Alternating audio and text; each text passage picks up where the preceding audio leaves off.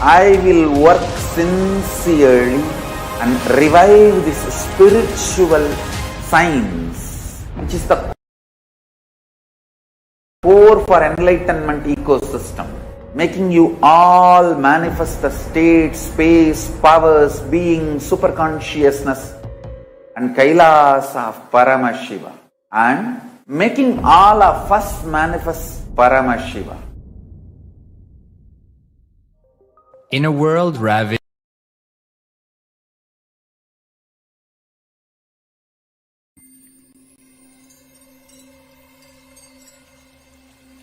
I welcome you all with my love and respect. Let you all open all your three eyes. Om Nithyananda Paramashivam.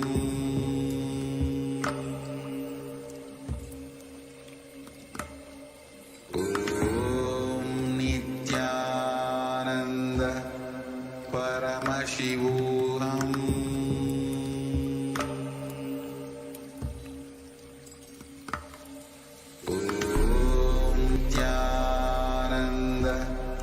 Paramashivam.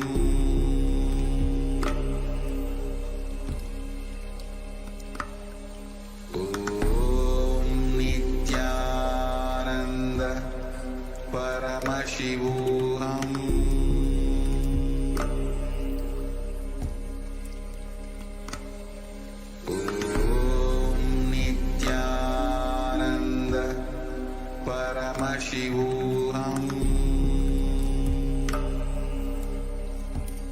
Paramashivam. Om Nithyananda Paramashivam.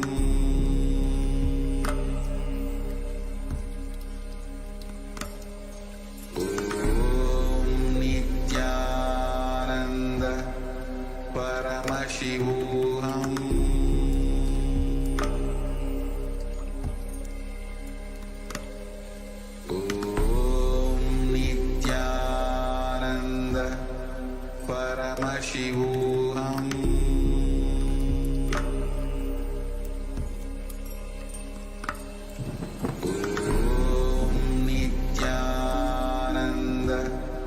Paramashivam.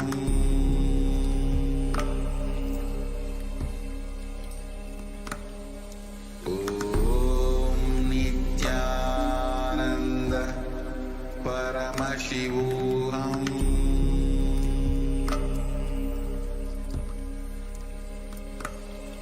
Om Nithyananda Paramashivam. Yes, we're back. In the next segment of this program, we are going to be understanding about the time and space continuum. Previously, Swamiji had expanded upon the Kala Tattva. What is the Kala Tattva and what is time? Now, the Supreme Founder of Hinduism, Swamiji, is going to be expanding on the topic of time and space continuum. Like previously, it has all come back to the space of listening, come back to a space of deep restful awareness, move from the space of hearing to listening, so that all the truths being delivered by the Supreme Pontiff of Hinduism can be imbibed into our being, can become a part of our very cognition. And that can happen only in the space of listening. So please sit straight, your head, neck, and spine in a straight line. Close your eyes. And remember Swamiji in your third eye. Visualize Swamiji sitting there in your third eye as Paramashiva with the 25 heads and 50 hands. In this deep, restful space of awareness, let us now enter into the sattva.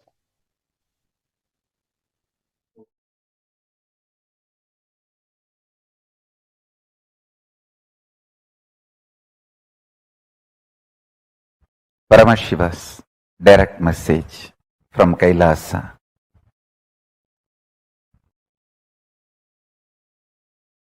the dimension of Chidabhasa of the universe, where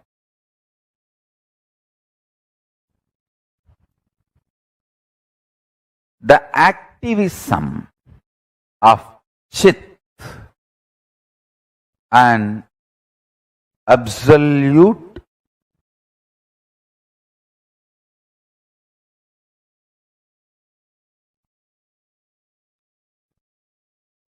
pure existential reality of Chit. Listen, the activism of Chit, we call it as Shakti. Its pure existence of Chit is called Paramapurusha.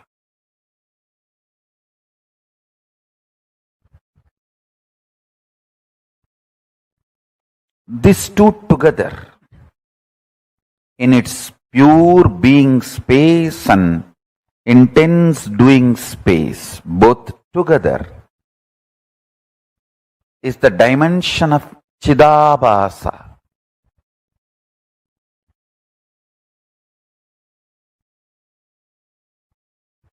That space of Chidabhasa is the source of all these 5 dimensions of the universe: length, breadth, depth, time, space. Because modern day scientists are trying to use 2 different words, time and space, I am also using the same way, but in reality, time and space is a single sheet. One edge is called time, another edge is called space. There is no watertight compartment or clear fourth wall built between these two. As I said, for some people, that's 100-meter cloth. 70 will be time, 30 will be space. For some, the 30-meter will be time and 70-meter will be space. That the time, space, both are same sheet. Imagine. I can even use the word sheath. Avarana. Sheath. Sheath is also apt word. Understand?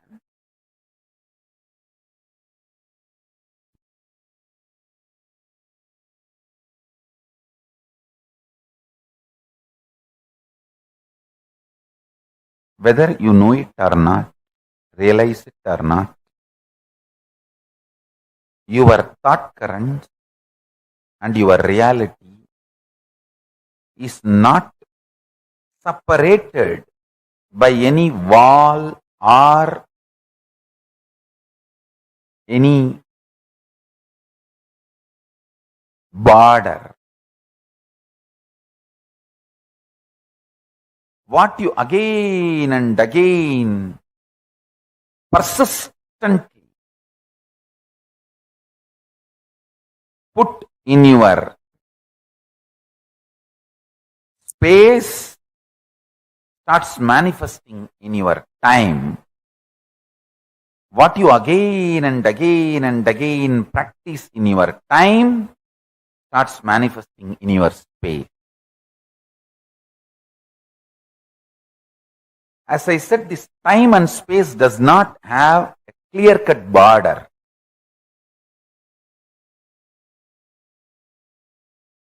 For some people, in this time-space continuum, in the time-space dimension, if it's 100-meter, consider it as 100-meter long cloth. For some people, 70-meter is time and 30-meter is space. For some people, 30-meter is time, 70-meter is space. For some people, even only 2-meter is time and 98-meter is space. For some people, 98-meter is time and 2-meter is space.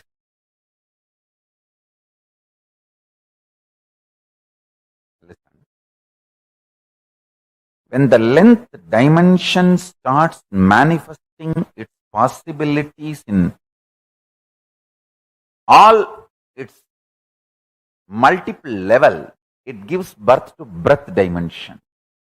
When the length dimension and breadth dimension both starts manifesting all its possibilities in multiple level, it gives birth to depth dimension.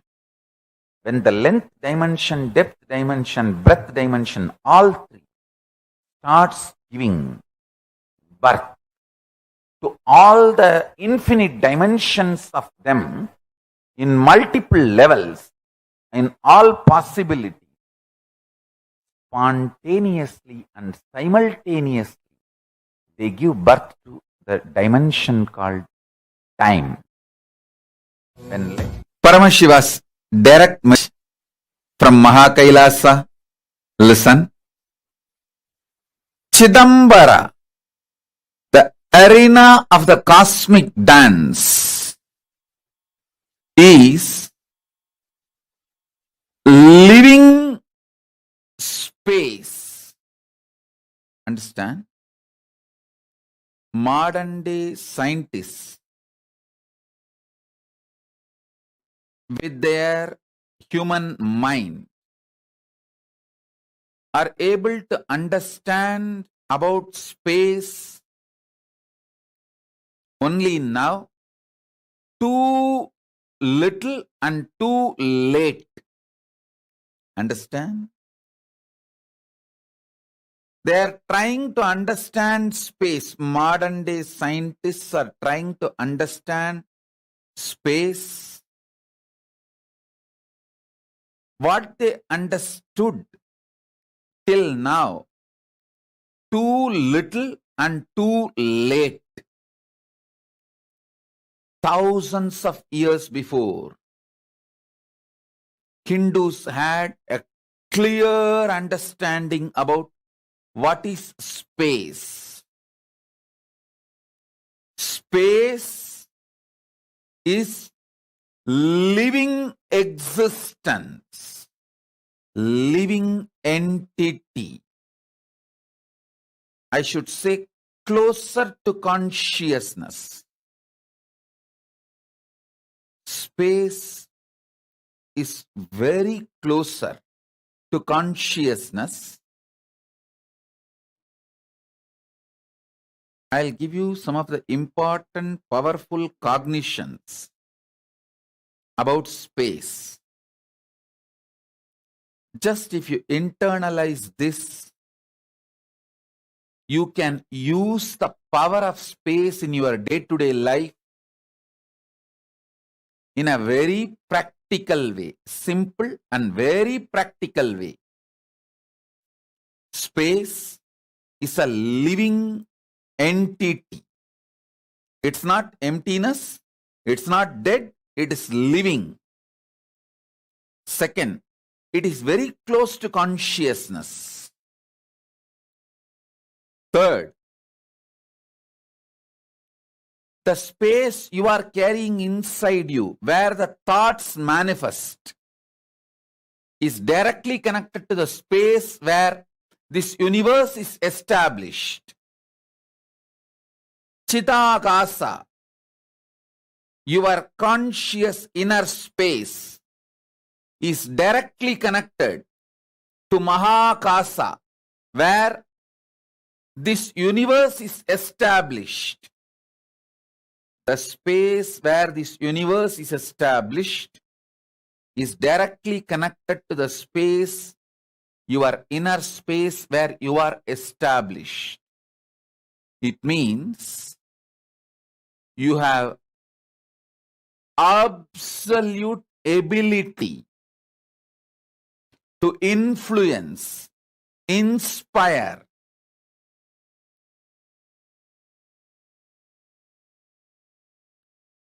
directly intervene with the outer space on which the world is established.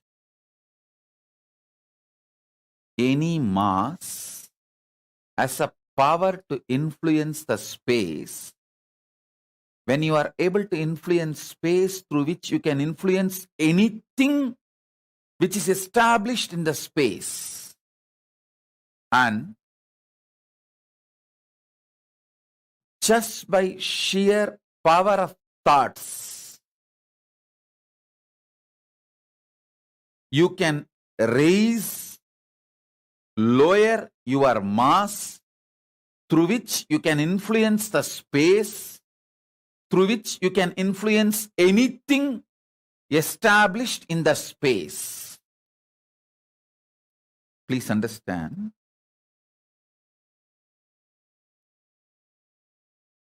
When you meditate on cognize something very heavy, higher than your brain can grasp,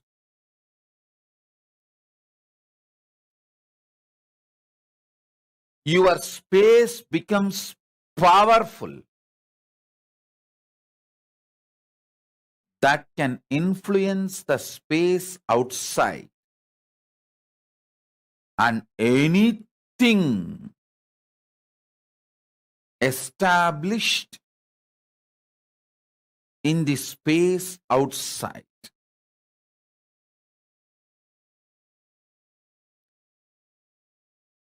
I'll repeat.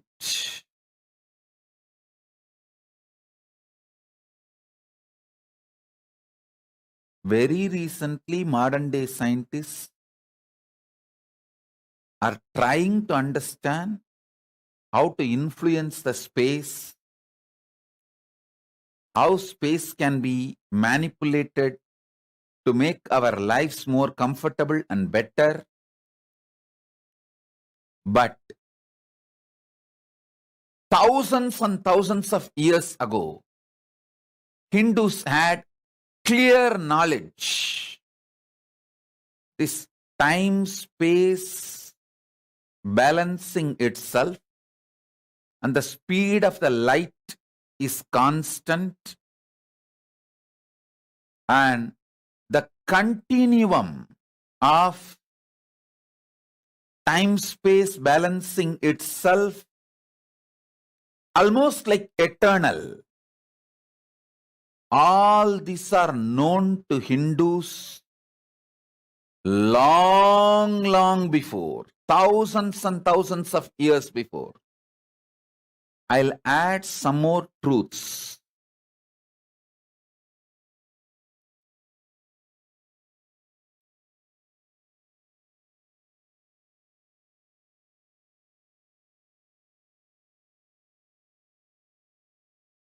Thoughts can travel space as medium.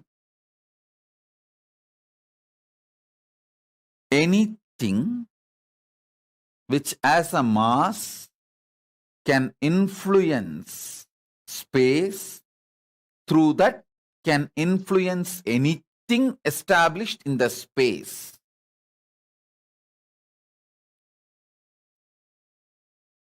Let me be more clear and straight. Just through your thought, power of cognition, the power of your inner space, Chidambara, you can influence anything established in the space, whether sun or the moon or the universe or the black hole or the Big Bang, anything established in the space can be influenced through the power of your inner space.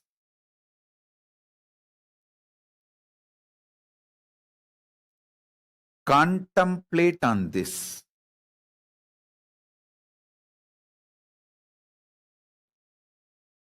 I have come down from Samadhi, brought these few important truths for all of you to chew, internalize this.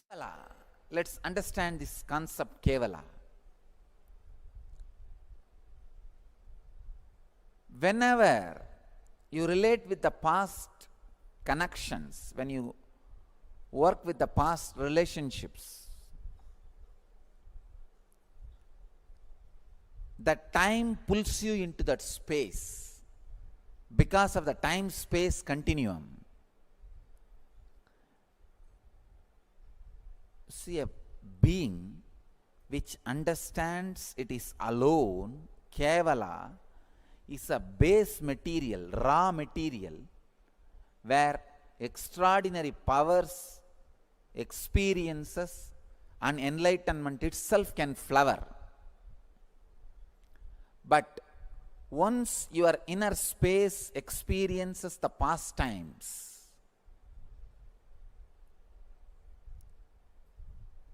naturally the time pulls you into the past space. Then for next 9 months, the possibility of enlightenment is postponed. The possibility of extraordinary experiences is postponed. Again, it takes 9 months for any human being to sink the idea, kevala, I am alone.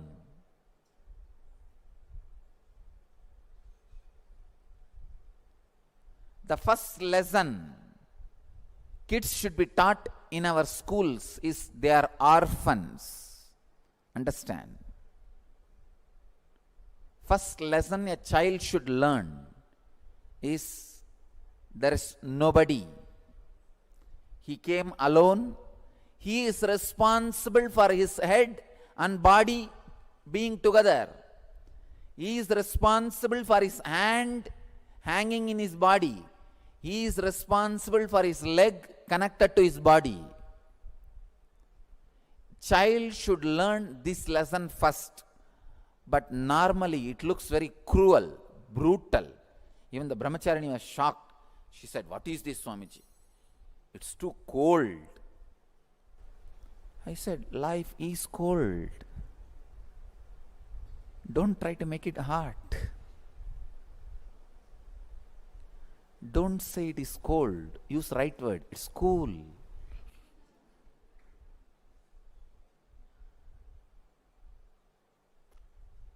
Child should know neither the father nor the mother or the relatives are going to be in his or her frequency. His or her frequency is going to be independently intelligent. Please understand, it is not going to be the extension of the parent's intelligence.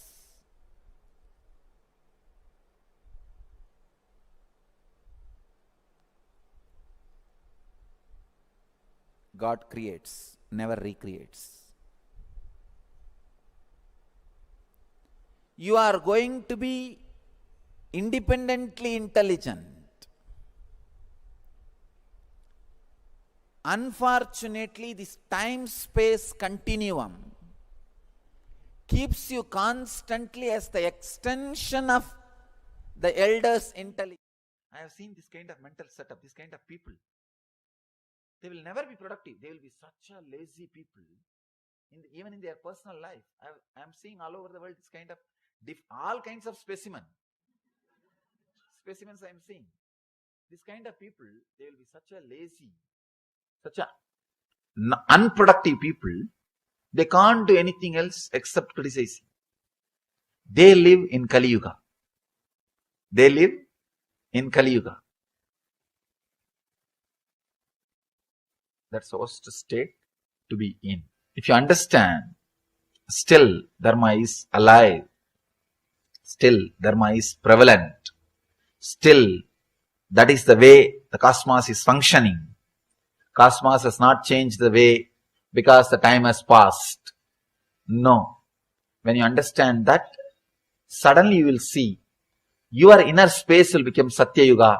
You will start attracting friends, things, everything of the same energy, same consciousness, same Satya Yuga space. The third technique, understand, first technique is Shakti to change whatever you can. Second is Buddhi to accept whatever you can't. Third, it's important thing, Yukti. Yukti means clarity. Clarity. How much you change or accept, this whole thing is a one more dream. Understand? The ultimate step in Vedanta, or I can say ultimate truth in a simple words, whether you accept or change, how much you accept or how much you change, the whole thing is a changing dream. There is no scale. The whole thing is changing dream. Now I am putting the whole thing in one word. You don't need to struggle at all. This is I can say, ultimate truth. What we call Zen or Advaita. The ultimate truth. However you change, the whole thing is a constant changing dream. If you understand this truth, how much you change, the whole thing is constantly changing dream. Suddenly you will see you are unclutched. You have a tremendous relaxation inside you. People ask me, if everything is changing dream, then I can do whatever I want. Please understand. If you internalize the truth, everything is a changing dream, you will not be able to do whatever you want. You will do whatever cosmos wants you. You will not be able to do whatever you want, because the moment you understand this truth, the tremendous inner healing will start happening. The struggle or the suffering will come to an end. One glimpse, whatever is happening is a changing dream. It is constantly changing. Your ideas are changing. Your ideas about changing is changing. Your ideas about transformation is changing. Your ideas about problem is changing. The whole thing changes. For example, sometimes people come and ask me, Swamiji, 12 years before I started my spiritual practice, I thought all my struggles will end. But after 12 years, still I have struggles. Understand? You may have struggles, but not same struggles. The transformation in struggles means transformation in you has happened. 12 years before, you might have been fighting with something else. After 12 years, you might be fighting with something else. When your opponent has changed, be very clear, you have changed. Your opponent cannot change without you changing. It means transformation has happened.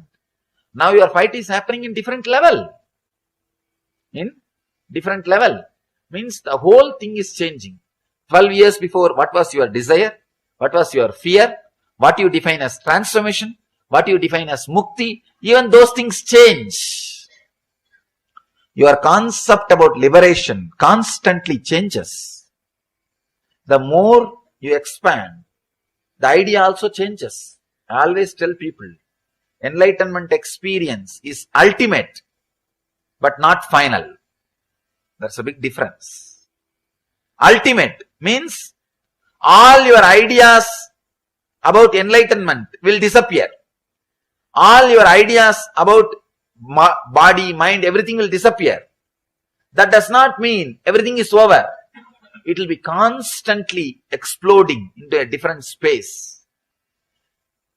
This moment, you will think, oh God, this is the ultimate experience I can bear. Not more than this. But that does not mean it ends there. Every moment you will be having the same feeling. That is what I call enlightenment. It is a limitless continuum. Please understand. Limitless continuum. It will be exploding, but constantly. What you think as ultimate now will be happening in you.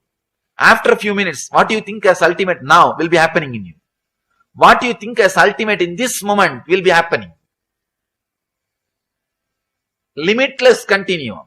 The continuously. The whole thing is changing.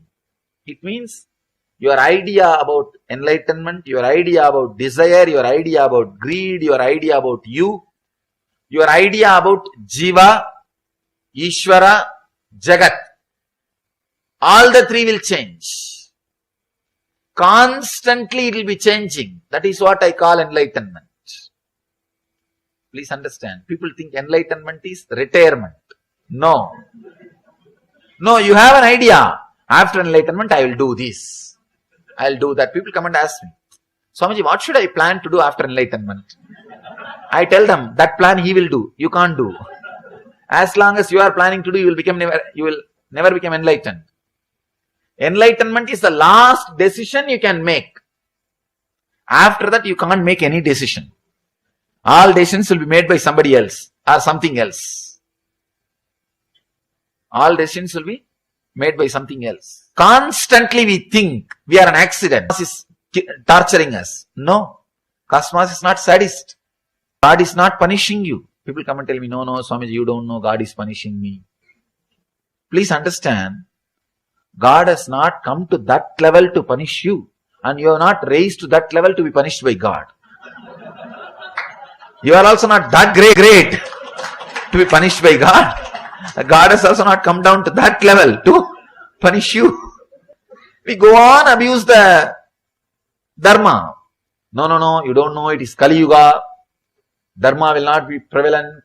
This history says, that Purana says, that Bhagavata says, that Sutra says, it is Kali Yuga. Life will be like this only. No. Be very clear. There is no such thing as Kali Yuga. There is no such thing as Kali Yuga. I am responsible for what I am talking. I know the meaning of the words I am uttering. There is no such thing as Kali Yuga. It is our impatience to look into the truth. Is what we call, or we claim, we come to the conclusion that it is Kali Yuga. Look little deep into the truth. You will see Dharma is prevalent. It is Satya Yuga. When you are superficial, when you don't look into the things, world is Kali Yuga. You are in Kali Yuga. You will attract only that kind of people around you. You will attract that kind of friends around you. You will attract that kind of relationships around you. You will attract that kind of situations around you. You will be living in Kali Yuga. Actually, in what conscious you are, you will attract only that kind of people around you. You will be in Kali Yuga. If you look little deep, if you have little patience to look into the reality, the truth, suddenly you will see the world is Satya Yuga. Still Krishna is playing. Still Rama is living. Still all the great masters are alive. It is Satya Yuga. Still Dharma is running. People ask me, what do you mean by this? So much of terrorism is going on, so much of poverty, so many war is going on. What do you mean by this? Still things are Satya Yuga. Understand, when Krishna was there was no war or what? When Rama was there was no poverty or what? No. Please understand. When Rama was there also, some part of the world, people were living in Kali Yuga. And even now, some people are living in Satya Yuga. So, Satya Yuga or Kali Yuga is not the chronological time. It is nowhere related to chronological time. It is individual's decision. If you want, now you can enter into Satya Yuga. If you decide, from today, I will have different consciousness, then naturally you will attract that kind of friends. You can see in your life. If you are continuously having self-pity, you will attract the relationship friends who will torture you. You will see. You will continuously attract people who will abuse you because you feel very comfortable with them. After 3 days, you forget that they abused you. You can again relate with them. You find out their cell phone number. You forget just 3 days before you have been abused. No. It's okay. But he is a good guy. In the heart, he is very good guy. I don't know what do they mean by this word. In the heart, he is very good. Even though he abused me, in the heart, he is very good. They have their own technical terms to justify what is going on. You attract abusive relationships, abusing people, everything around you, if you are in that mood, if you are in that consciousness. So please be very clear. The moment you start clearly understanding, the whole world is going as per Dharma. It is Satya Yuga. Suddenly, you will attract the people who are living in Satya Yuga. You will create that kind of friendship around you. You will create that kind of circle around you. Suddenly you see you are in Satya Yuga. to enter into Satya Yuga, all you need to do is, you don't need to create Satya Yuga. Just tune yourself to Satya Yuga. That's all. The 6 feet, whatever is inside your skin, make that as Satya Yuga. Suddenly you will see whatever is outside your skin also will become Satya Yuga. Nothing else need to be done. You don't need to make the whole world, you don't need to create stages in every city and go and talk about Satya Yuga. Let the whole world become should become Satya Yuga, then only then I will enter into Satya Yuga. No. No. Just change your inner space into Satya Yuga. Suddenly you will see, you will attract that kind of friends. Suddenly that kind of books will reach you. That kind of DVDs will reach you. That kind of websites will reach you. That kind of newspaper will reach you. That kind of things will reach you. All other things will become, you will lose interest. Suddenly you will lose interest in all other things. In my whole life, I never went to cinema theater even once. People ask me, I studied in college. I studied diploma. People ask me, even in college, how did you manage, Swamiji? I said, somehow, I never felt that was part of my life. I'm not an old person who lived 60 years ago, long before. I'm just 31. This generation. But that was never part of my life. People ask me, it is impossible. Without being influenced by cinema and TV, how can somebody be alive? I said, somehow, this is the way I am. They say, no, you are extraordinary, you are enlightened. Please understand, when you decorate the deity on your own, your intensity's ability to be continuity. Intensity is excitement in your inner space. Continuity is ability to keep that excitement as visualization till it becomes a reality. Please understand, these are some of the ultimate cosmic principles.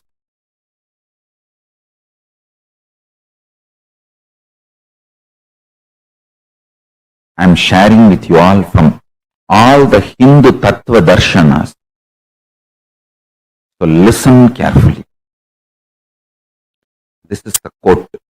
Listen. Intensity is revelation or excitement experienced in your inner space. Continuity is ability to retain that excitement, revelation, intensity through visualization till it becomes reality in the physical manifestation is continuity. Understand? Doing puja, making garland for deity, doing decoration, all this creates an amazing fertile ground in your inner space. I tell you, I have done it in my life, multiple births. Life is not between one birth and one death. It's multiple births and deaths. I have done this in my multiple births and deaths. That's why I am telling you.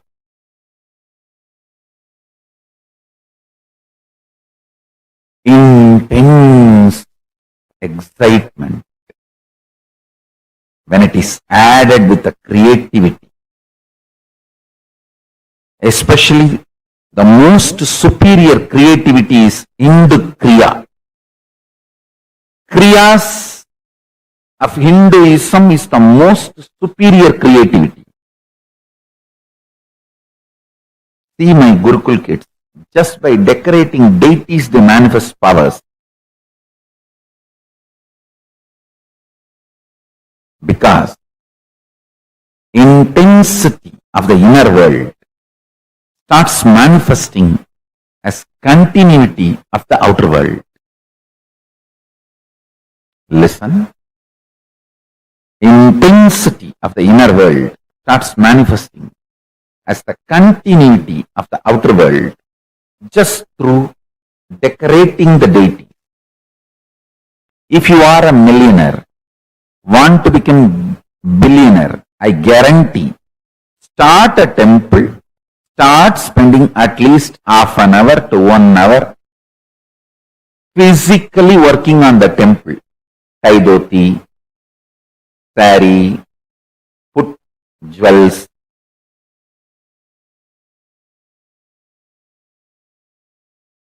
Enjoy the creativity. Please understand, one of the greatest poverty the modern day man is facing is inability to retain a visualization continuously even for few minutes. Extreme mental breakdown. Don't try to tell me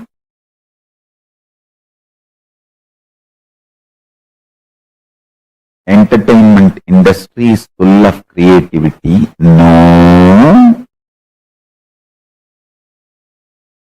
Entertainment industry is full of copying, replicating, duplicating, not creativity. Creativity is less than 0.5%. Creativity, I am defining, creativity is ability to keep the inner space's excitement, inspiration through continuity till it becomes reality.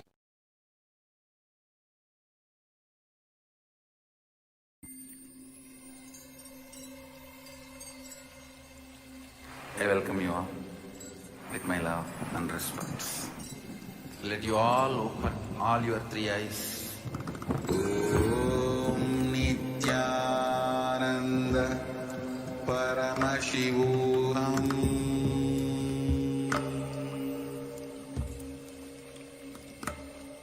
Om Nithyananda Paramashivam.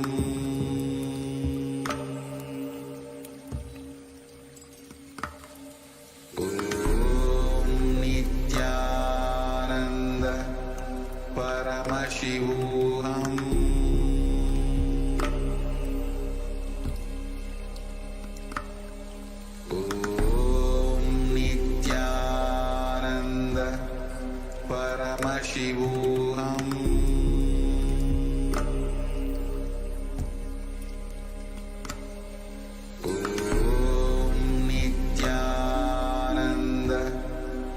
Paramashivam.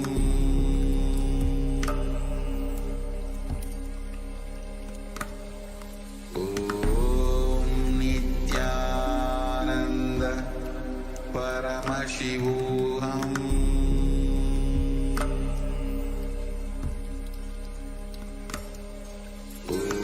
Om Nithyananda Paramashivam.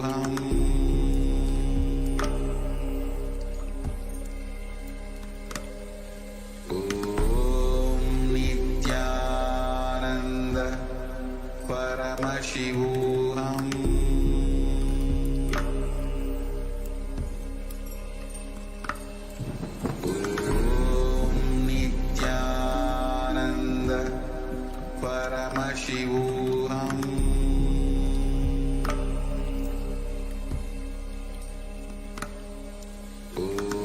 Om Nithyananda Paramashivam.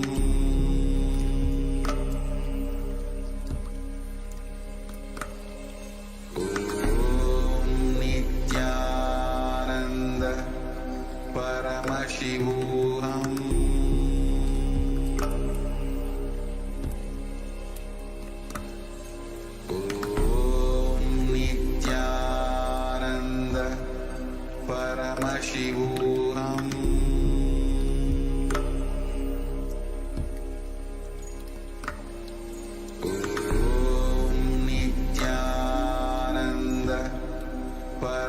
Paramashivam.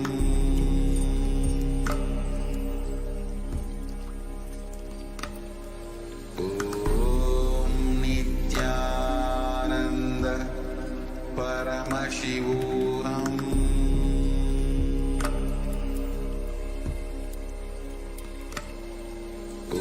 Om Nithyananda. Can everyone? Beautifully in this previous set of satsangs, the Supreme Pontiff of Hinduism explained about the time-space continuum and more on how the video we saw, the first video we saw about Kala Tattva, the Supreme Pontiff of Hinduism expands on the concept of time. In this series, the Supreme Pontiff of Hinduism expanded more on the concept of space and the time-space continuum. The Supreme Pontiff of Hinduism, Swamiji, expanded that while the Puranas, the Sutras, and there are so many scriptural references which claim that we are in Kali Yuga right now, it is we who decide what yuga, what time, what space we live in. It is our inner space. What space we are living in our inner space that decides what yuga we are living in, what time we are living in. If we decide to be in Satyuga, if we ourselves are in Satyuga and align everything within our body frame to be in the Satyuga, then our external world will reflect and change and become Satyuga. We start attracting people who are also living in Satyuga. But if we decide, if we are living in Kali Yuga, in confusion, in delusion, in unconsciousness, then that is the kind of people, kind of community we are going to attract towards ourselves. Beautifully, Swamiji explained that time and space are not two separate things. One contributes to the other, and they are a byproduct of each other's existence. When you are in a space of deeper awareness, of the space of the higher and higher time zones, that is the reality you are in, that is the reality you start living in, you start manifesting. In the next series and set of satsangs, we're going to be watching the Supreme Pontiff of Hinduism decoding exactly what is time and how we can liberate ourselves from the societal conditionings and societal understandings of time which have been put into us from our young age. Swamiji also explained how it is our space, the reality we are going to be living. Time and space are not two separate entities, two separate functions. Both are intertwined and work together. So now, let us enter into the next series, next segment of today's program, which is understanding and decoding.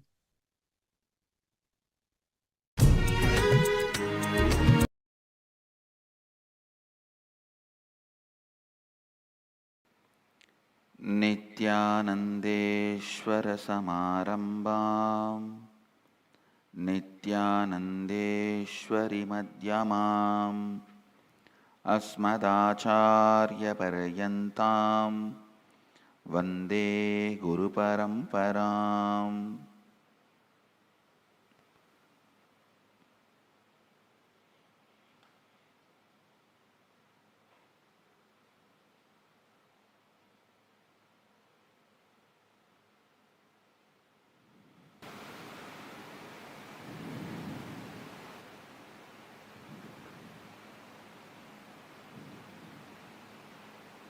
I welcome all of you with my love and respects. Conquering time. First, few basic understandings, few basic truths.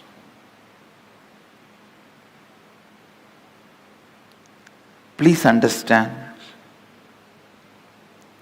every sacred secret, every sacred truth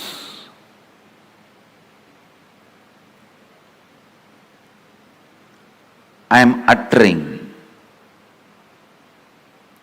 every word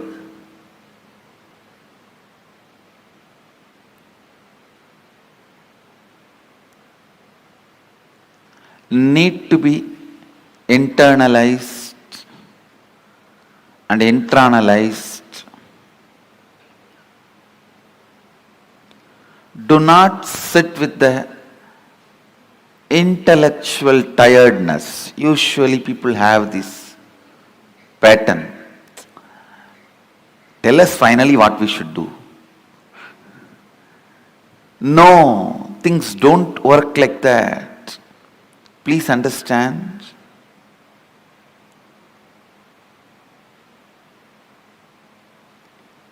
Every word I am uttering matters. I'll give you a small example from my own life.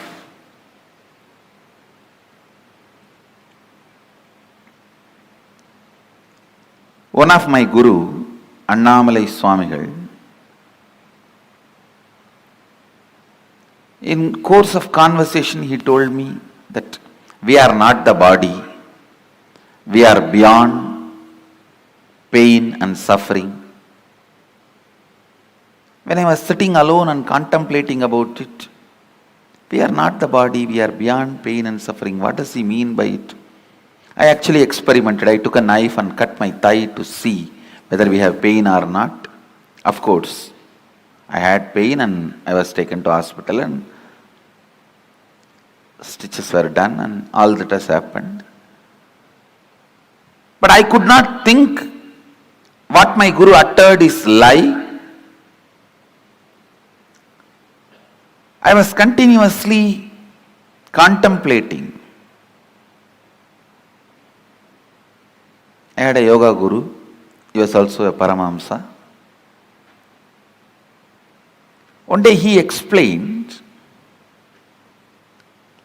he usually comes to the house where I was born and brought up. He will come home early morning, 4 o'clock, and drag me out of the bed and take me to the temple and teach yoga. I was a kid. The moment I am out of bed, he will make me drink coffee so that I will not go back to bed. One day he was telling, see, before coffee, how you feel that you want to lie down and nothing other than sleep matters. Just a cup of coffee, you are ready to listen. Suddenly I became more important. Yoga becomes more important. All the ideas that you should do yoga makes more sense.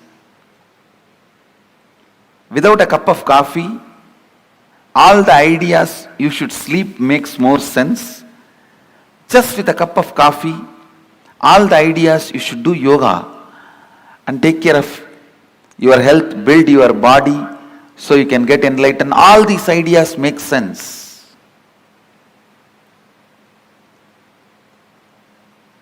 He made a very important statement which I want to translate in English for all of you. He said,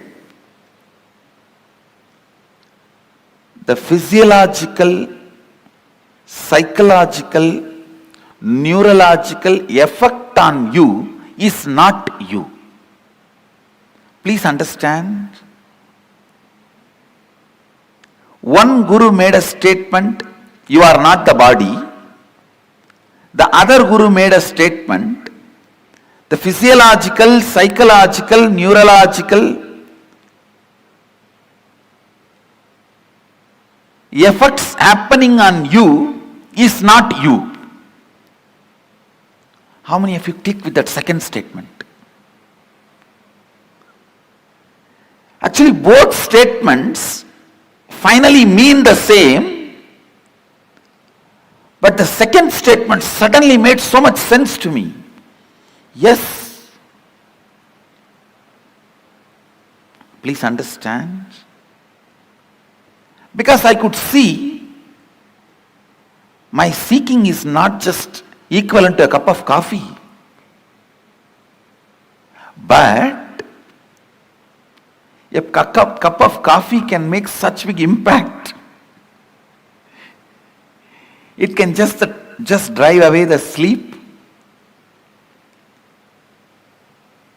Make the whole yoga happen in me with enthusiasm, excitement. So when I was analyzing, cup of coffee cannot be equivalent to my seeking.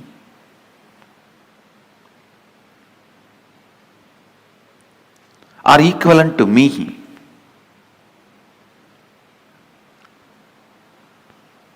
Understand? The idea he conveyed to me, my yoga guru, is whether you have the feeling sleeping is more important, that is my first priority, I don't care about anything else, or you feel no, after a cup of coffee, the thought current, no, I have to be doing, this has to be done for my enlightenment, for my growth.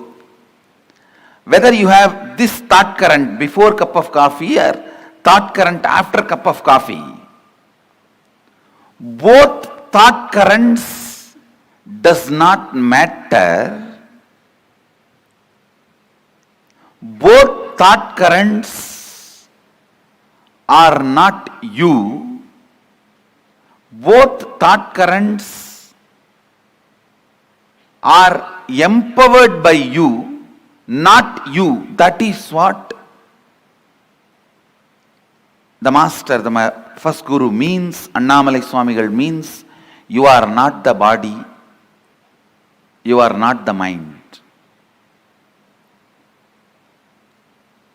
When Annamalai Swamigal told me, you are not the body, you are not the mind, you are beyond pain and suffering,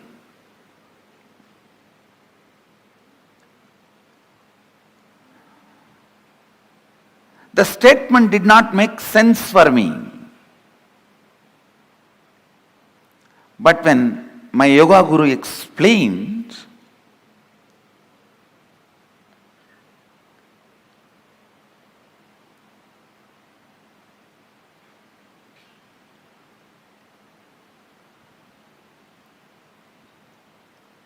physiological, psychological happenings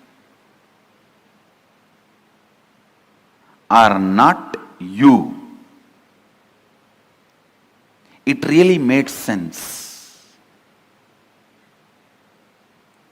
Understand? Throughout this program, every statement I make is going to directly work on your inner space, which is required for me to transmit this experience to you. Actually, when I had the click, oh, psychological, physiological, neurological effects happening on me is not me, I tell you. From the next day, I didn't need coffee to wake me up. The understanding, physiological, psychological effects happening on me is not me, liberated me.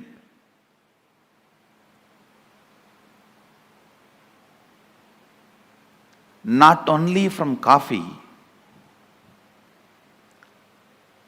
after that, never ever I understand something called low mood or depression or not feeling well or stressed. I tell you, all these words are really strange. Still I am not able to comprehend those words. When people come and tell me, I really feel bad for them, but I feel, oh God, I'm not able to grasp what they mean by this word. Those words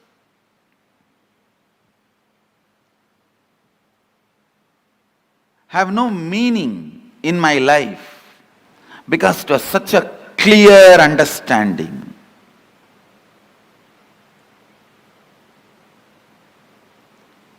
Now sit to grasp those understandings. If you are sitting with the idea, all these are okay, Swamiji, you tell me finally what I should do, I will do that. That is intellectual tiredness. Please understand.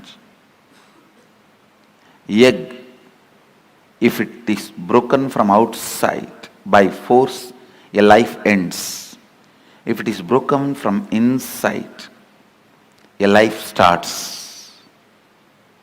If you sit with intellectual tiredness, you tell me, finally tell me what I should do.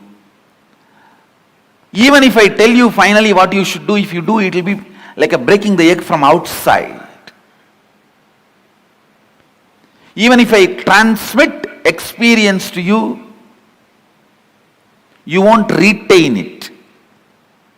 When I transmit and you don't retain, it is called satori. When I transmit and you retain, it is called samadhi. Annamalai Swamigal, what he tried to transmit, what my yoga guru transmitted, Yogananda Puri, both are actually one and the same. The first transmission may be my intellectual tiredness. It was only a satori, it never becomes samadhi in me. But the second, when Yogananda Puri explained, maybe it clicked with me. It became samadhi, a permanent experience. After that, never ever I had a respect for any of the physiological, psychological happening in my system. And no physiological, psychological happening could have any say on my system. Please be in the space of internalizing every truth I am going to share with you. So, it becomes samadhi in you. The permanent transformation in you. It becomes eternal understanding in you. We are going to have a special meditation process end of the sessions today and tomorrow. But that does not mean that is the essence of the session. Now you don't need to be receiving. Every word I am uttering is a process. Please understand, because the subject is so subtle.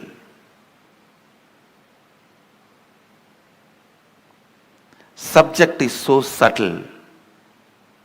See, when my first guru told me, you are not body, you are beyond pain and suffering.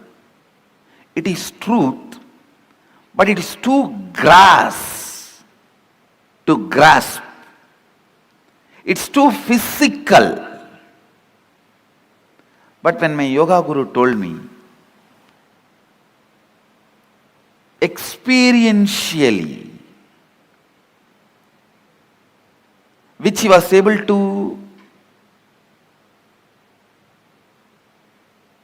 convey into my listening,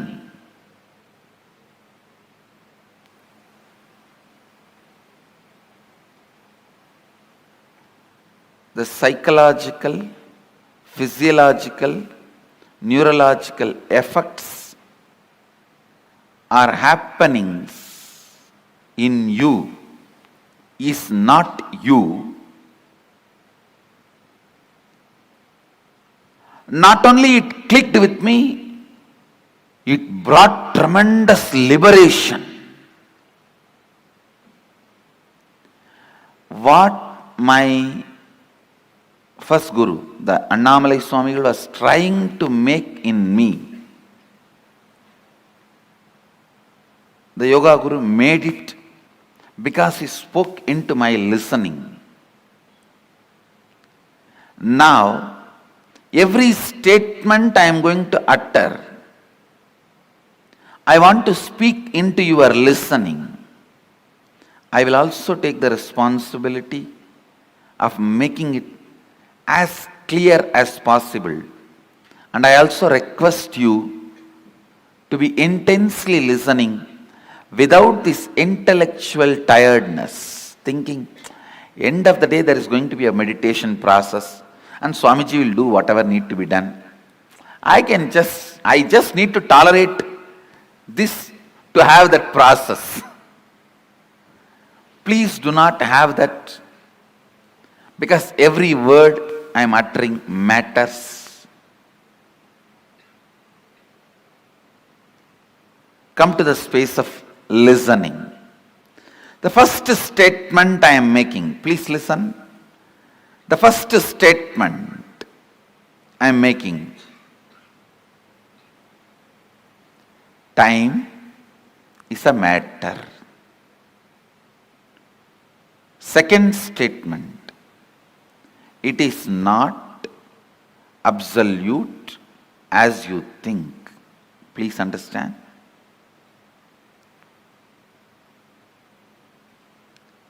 Now I will make these statements into your experience.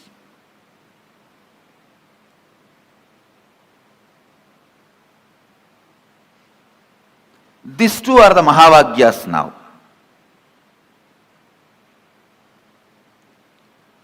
When you perceive this world through this body, you can never doubt the authenticity of this body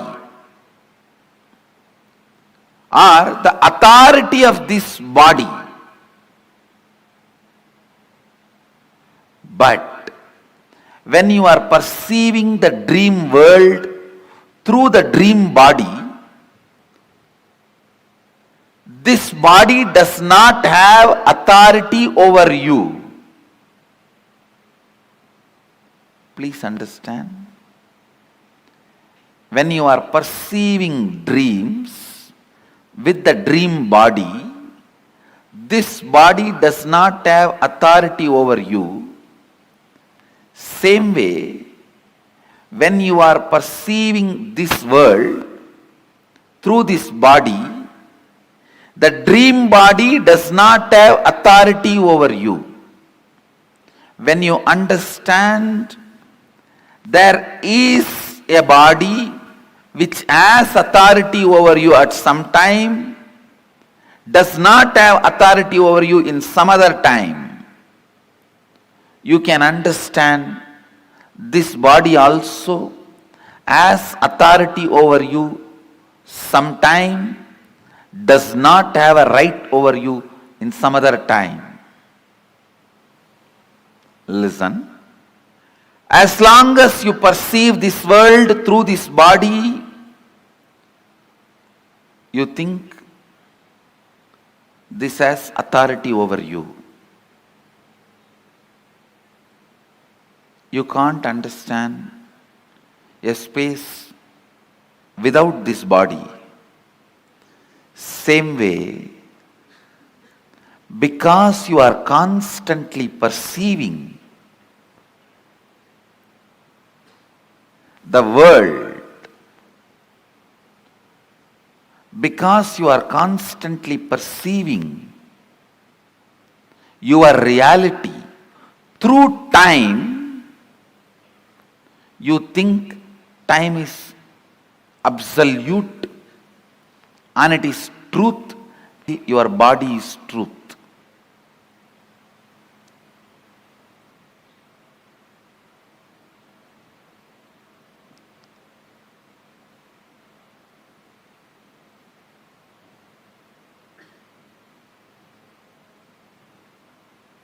Listen.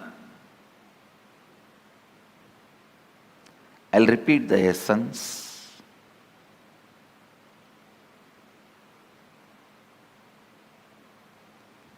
When you see, perceive this world through this body,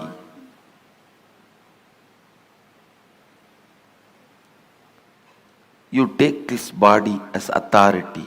Sometimes you question this reality, but not this body. When you are so busy in doing business with currency, you forget to question the authority of the currency. That itself is a myth. When you are doing business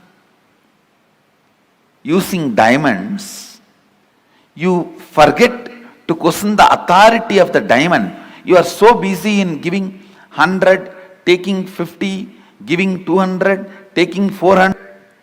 You forget the diamond itself is not something precious, or it does not have an authority other than created demand. Please understand.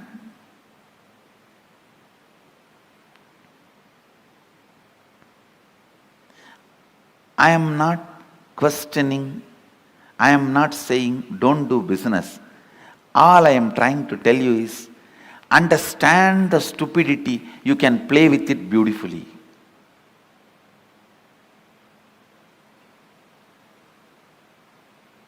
The moment I understood,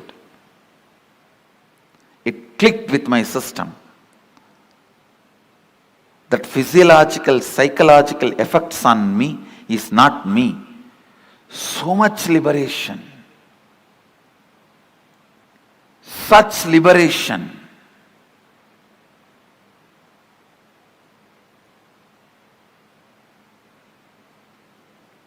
Such a beautiful space.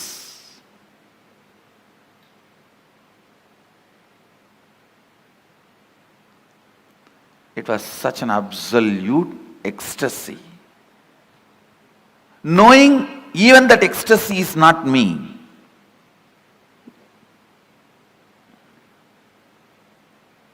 When you know even the joy happening in you is not you, the joy stays with you permanently.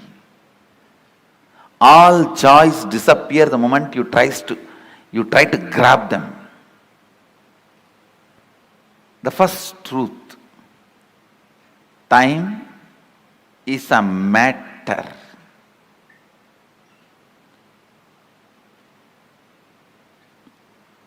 And it does not matter.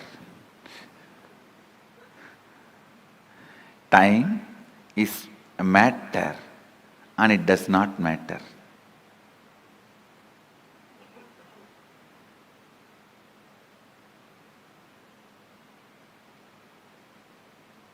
You can manipulate it as you can manipulate your body. Understand? You can make your body big or small with certain practices,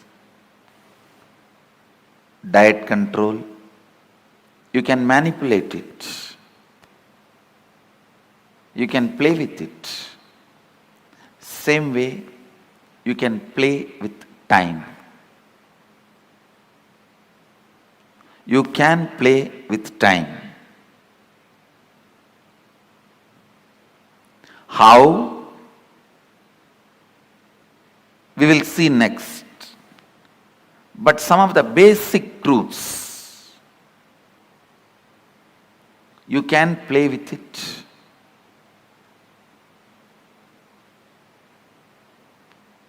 I'll try to share with you all a conversation I had with Arunagiri Yogeshwara. It's too personal and intimate, but I think I have to share so that you will understand the concept of time as Mahadeva explains in Agamas.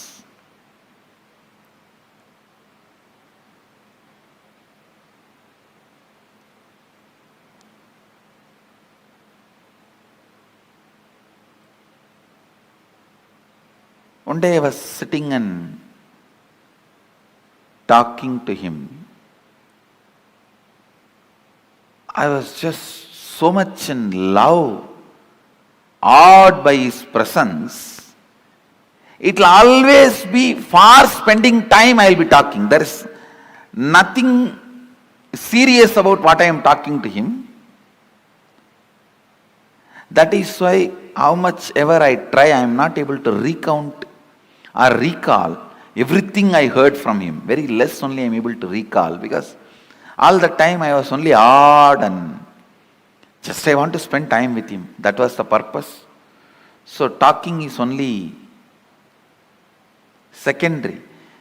I was talking so that he will not get up and go. To make him sit, I have to talk.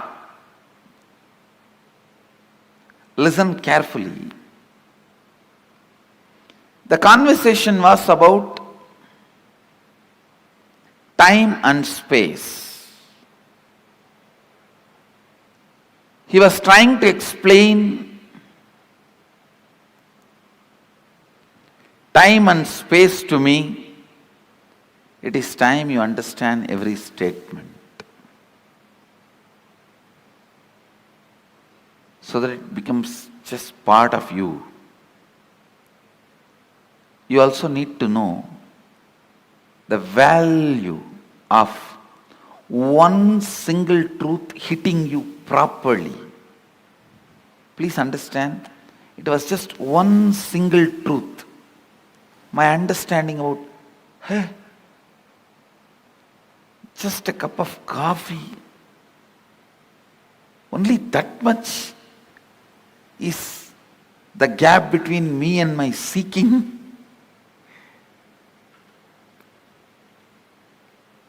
It was such revelation. The laziness and powerlessness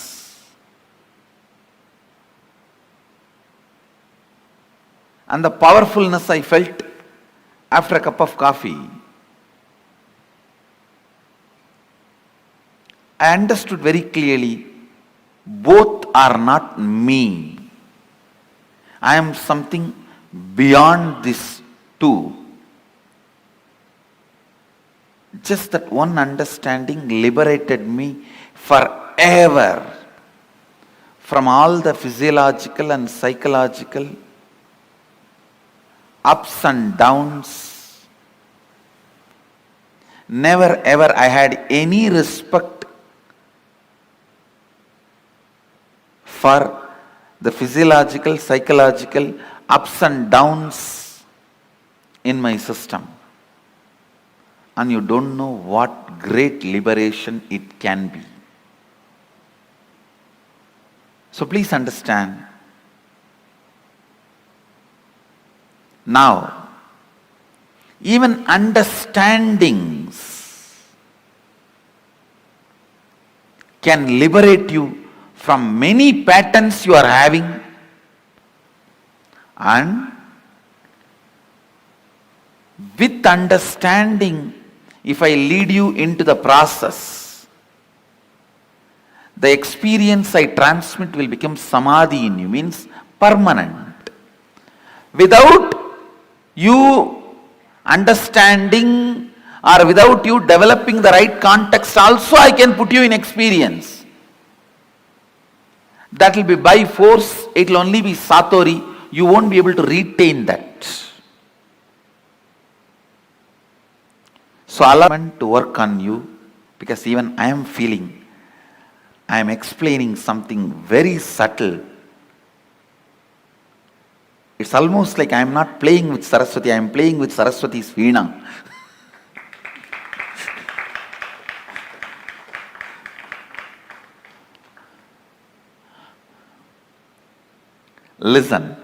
Listen to this conversation I had with Arunagiri Yogeshwara, because this is going to give you a very important click understanding about time. The discussion was about time and space. I was asking him,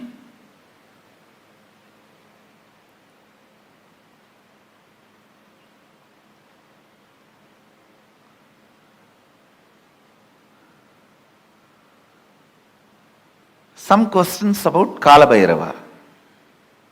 That is the way the conversation started, and he was trying to explain the time and the effect of time on our system and our understanding.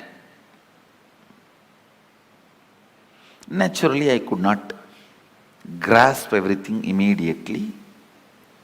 So the conversation boiled down to, he was trying to explain to me, time is just your mental experience, mental perception. It can be imploded or exploded. Listen, it can be imploded or exploded as you want. So naturally it was too much for me.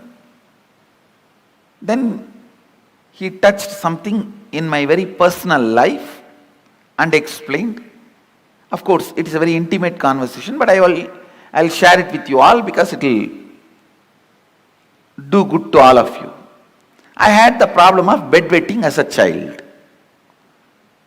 So, when I was talking to him, it was around maybe I was 11. At that time, that problem of bedwetting. He just picked up my hand with a lot of care, trying to guide me, asking, when you have a bedwetting, what goes on in your dream state and deep sleep state? I slowly described, I contemplated and described. I used to feel first my bladder is full. Then I'll feel in the dream that I am in a restroom and I should relieve myself. And then in next few minutes, I'll only feel my bed is wet. I explained the step by step. He said, exactly, this is time. Please listen. It was such powerful click for me. I'll tell you exactly what he said. He said, how the moment your bladder is full, your brain can create the restroom which is not there and give you the comfortable feeling you are protected, safe, you are in a proper place, please relieve yourself. Only after that signal goes to the body, the internal organ decide to relieve and relieves itself.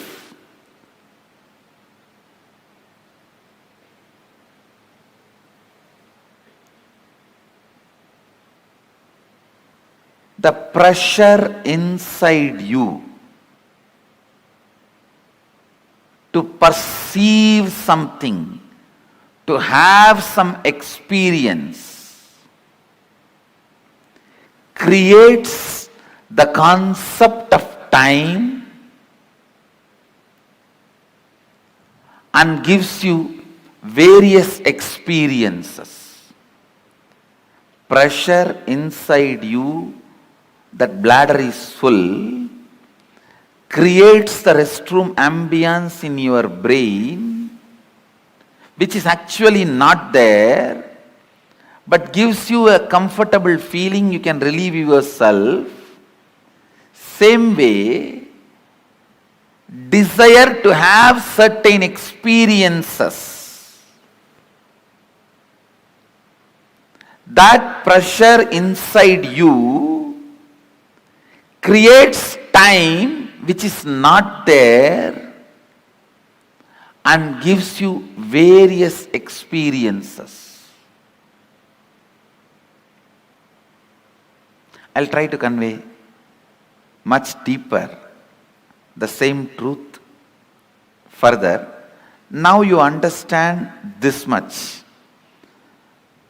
The whole idea of time is your will and decision. I can give you 100 examples. when you are sitting with somebody whom you like or doing something which you like, your passion. You don't know how the time passes. Time gives you a different experience about you, about life, about world. But when you are sitting with somebody whom you don't like, or when you are doing something about which you are forced, different experience about yourself, world and life. This one small example I have seen in my own life. Morning 5 o'clock, early morning 5 o'clock to night 11 o'clock, I'll be sitting with Arunagiri Yogeshwara. I don't know how the sun rises and sun sets, but at night, few hours when I need to be in the house, away from him, I'll move the clock 10 times, thinking that it is not moving, stopped.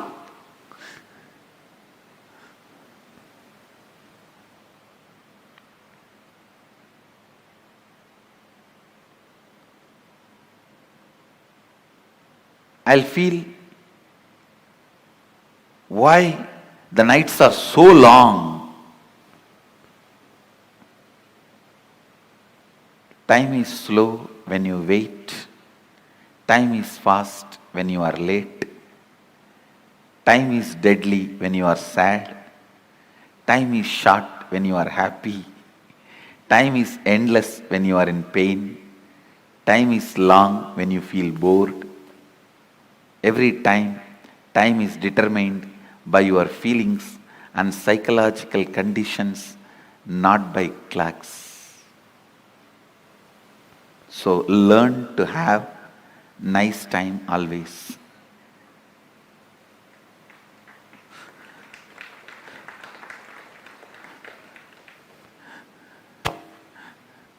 Whatever now I am sharing, most of you may know that ideas, nothing new. But I am trying to set the context so that I can lead you into the deeper understanding, especially the experience to make these understandings permanent.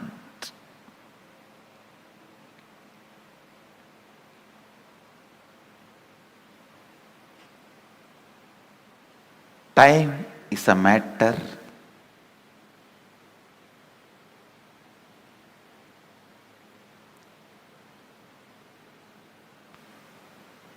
it does not matter.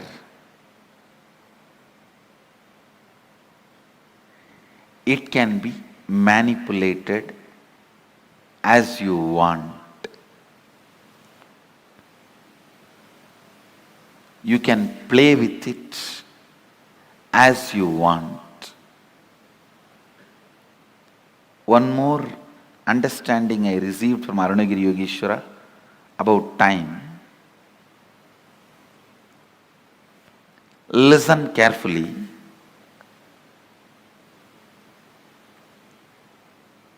The whole life is just a vast canvas. Space is the canvas.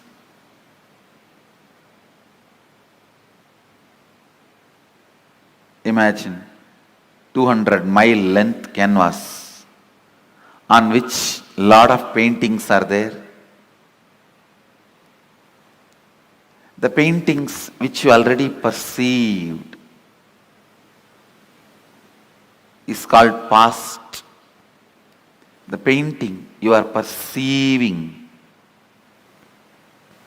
is present. The painting you are going to perceive is future.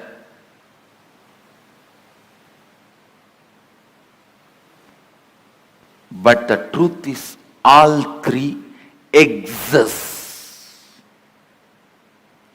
All three exist.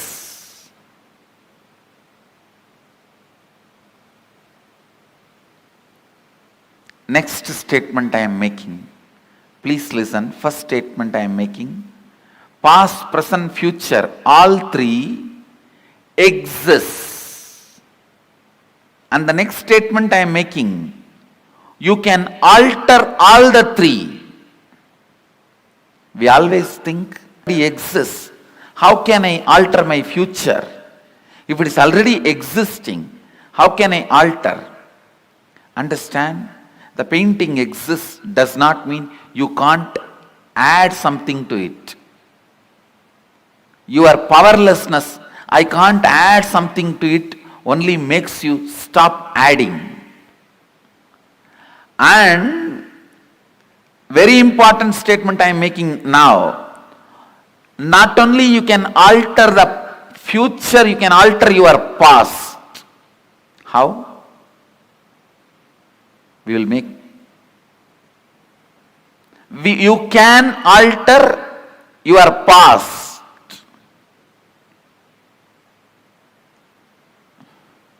You may think, this is too much. How?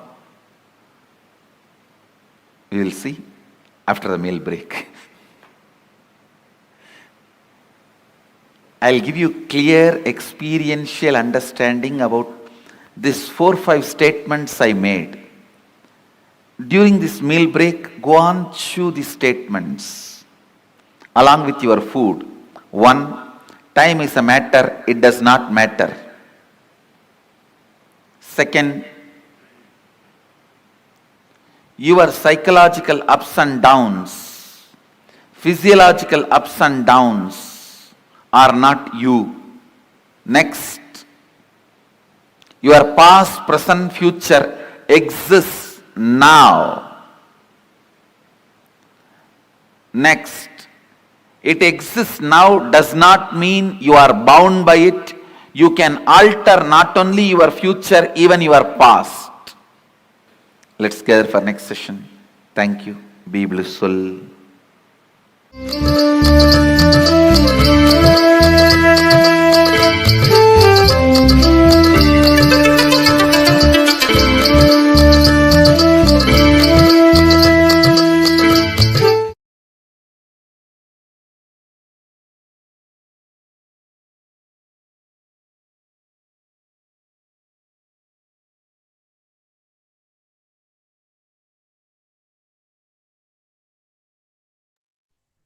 Sorry for the technical glitch.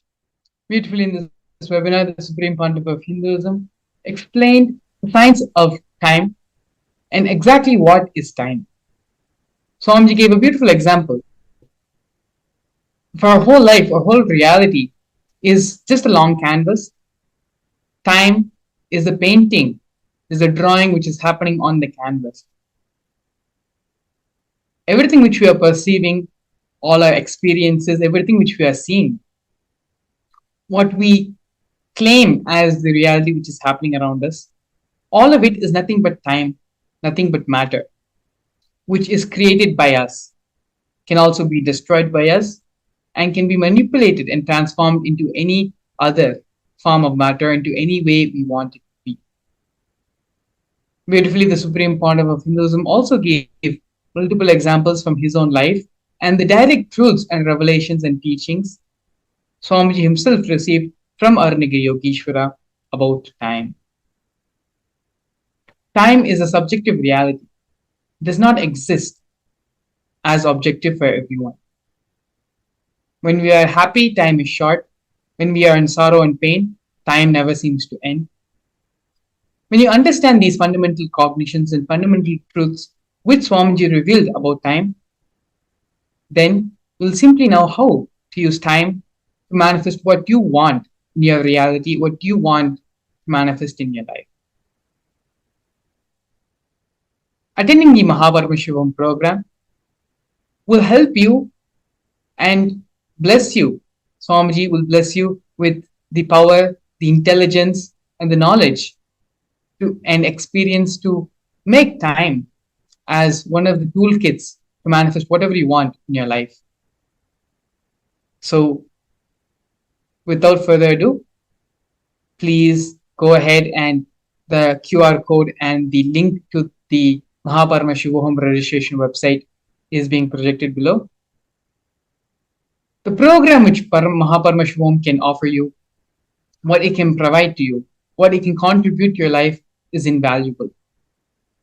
No matter how much ever we talk about it, the benefits and the different things which you will be learning in the program, it will not equate to the experience which you will receive from the Supreme Founder of Hinduism during the program. So without further ado, please go ahead and take the next couple of minutes to register yourself for the Paramashivam program. And with this, we're going to be entering the next segment of today's, followed by the Bhava Samadhi Darshan of the Supreme Founder of Hinduism in the Virabhadra Bhava Samadhi Darshan. So with this, we are now going to go for a break and join later in the next session. Thank you, Nithyananda.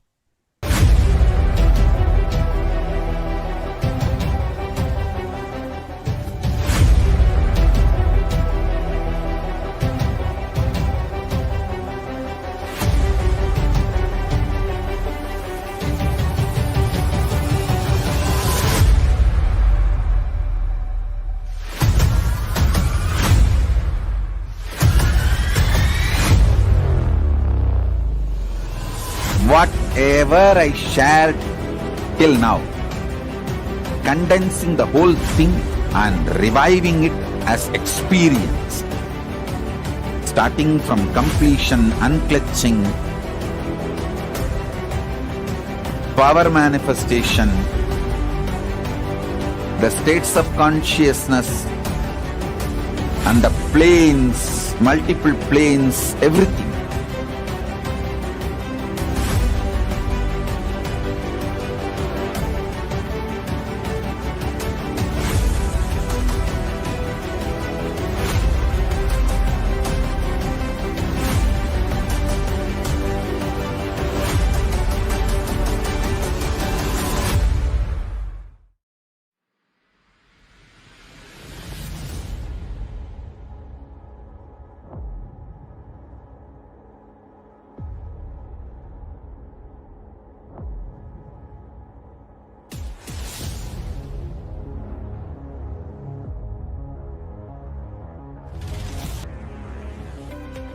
Anything presented to prove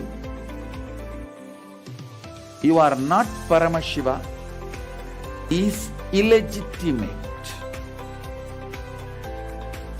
Decide this. This is super determinism. Understand?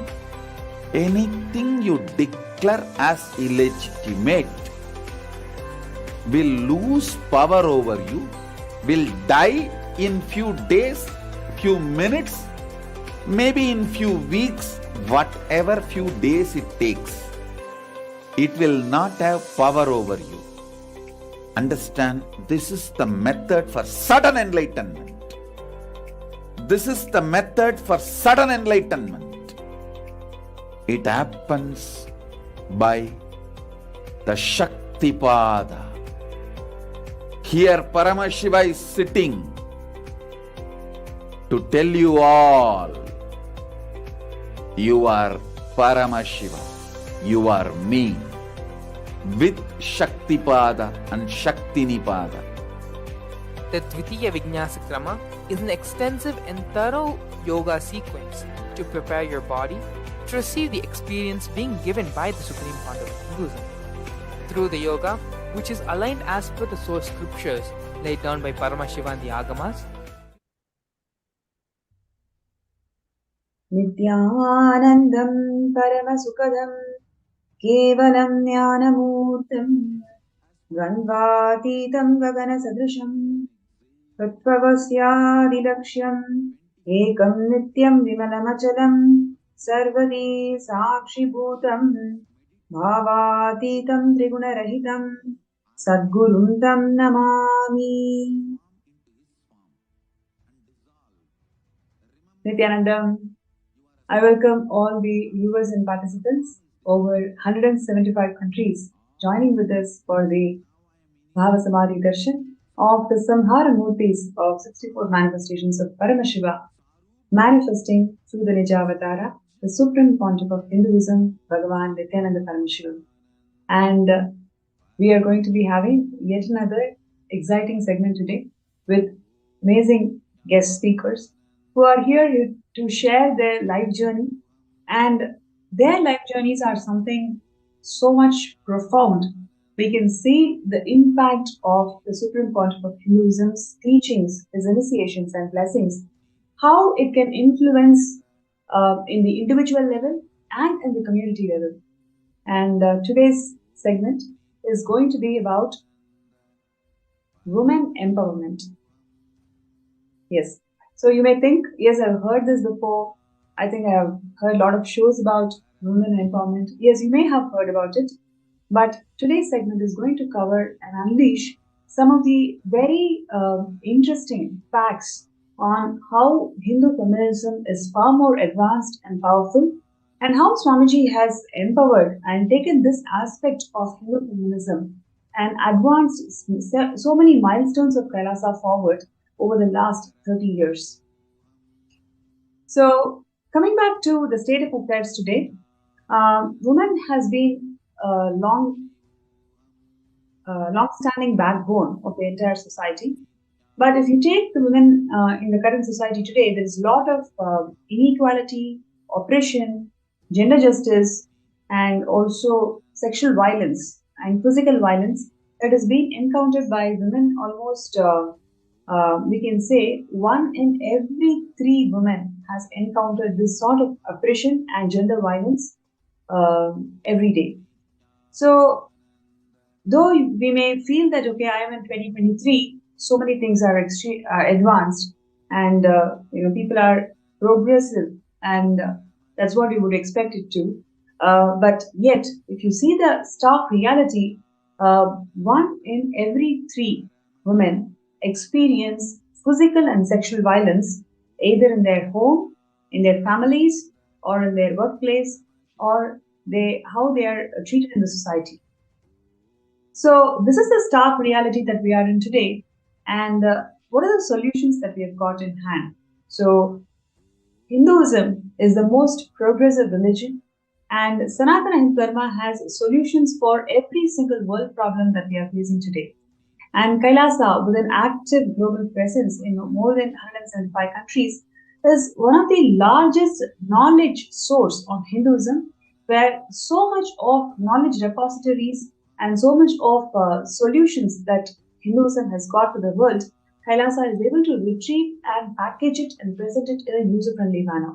So the issue that we're talking about today is about the gender violence and inequality and oppression that the women are facing today. Kailasa has time-tested solutions just by empowering women with the right understanding of feminism.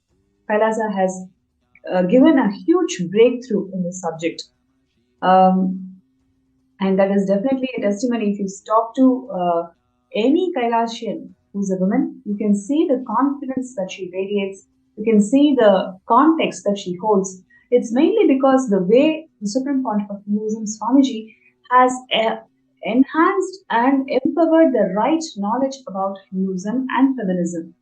If you take today's feminism, most of it is all about competing with the other gender. It is never complementary, or it is never making femininity as something unique and something contributing and something extremely advanced, just with the power of femininity in each of us, whether it is a man or a female. Everybody has got that component of feminine consciousness. With the completion of that feminine consciousness, man attains his highest possibility. Giving that right perspective of what is femininity and how it is unique, and how by awakening this component in each of us, it can lead to ultimate enlightenment. This perspective is definitely not there. It's definitely not taught in today's feminism. And that is exactly how Swamiji has enabled and empowered all the women in Kailasa and the Hindu women today to attain their peak possibilities in life. And in Hinduism, Swamiji beautifully shares that feminism is not about conquering men. It is about strengthening the whole universe. In Hinduism, feminism is not about fighting with men or conquering men or fighting for an equal status as men.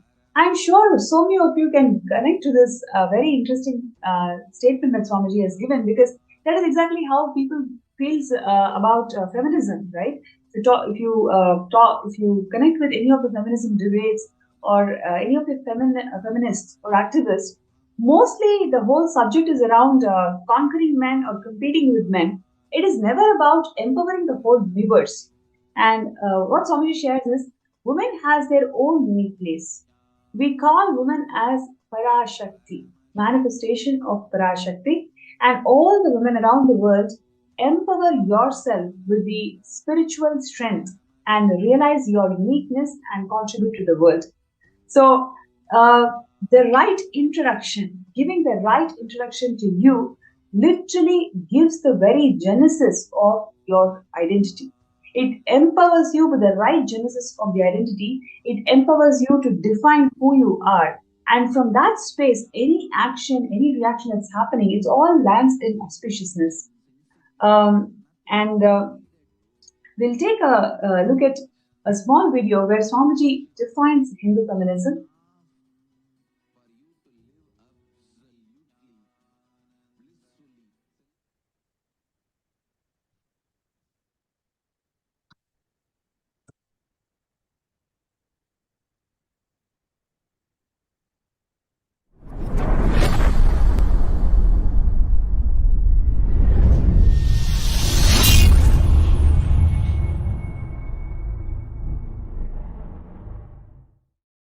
Today is also the International Women's Day. United Nations has given a theme for 2021 International Women's Day, Women in Leadership, Achieving an Equal Future in COVID-19 World. My message on this International Women's Day, understand, Hindu tradition empowers women. In Hinduism, feminism is not conquering men, it is strengthening the whole universe. In Hinduism, feminism is not all about fighting with men or conquering men or not even equivalent to men. Women have their own unique place. We call women as Shakti.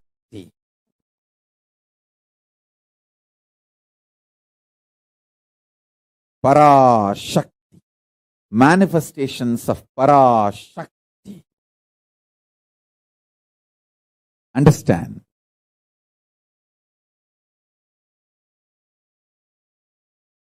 All the women all over the world, empower yourself with a spiritual strength. Realize your uniqueness and contribute to the world. That is my message on this International Women's Day. My blessings and support for all of you to achieve everything best in this universe, including enlightenment.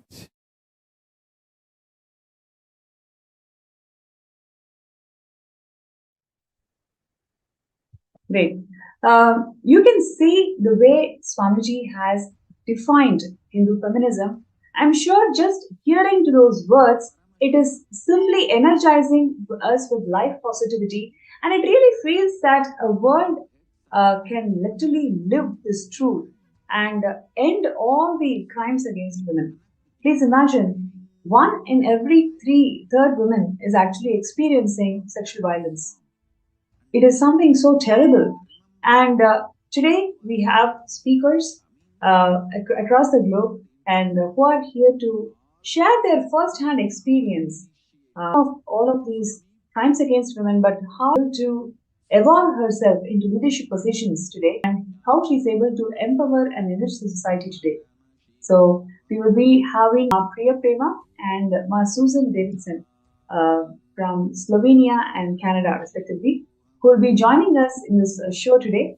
And it's going to be an amazing journey that they are going to share with all of us. And there are so much to learn and so much to feel inspired on just understanding how Swamiji is enriching and empowering each and every being.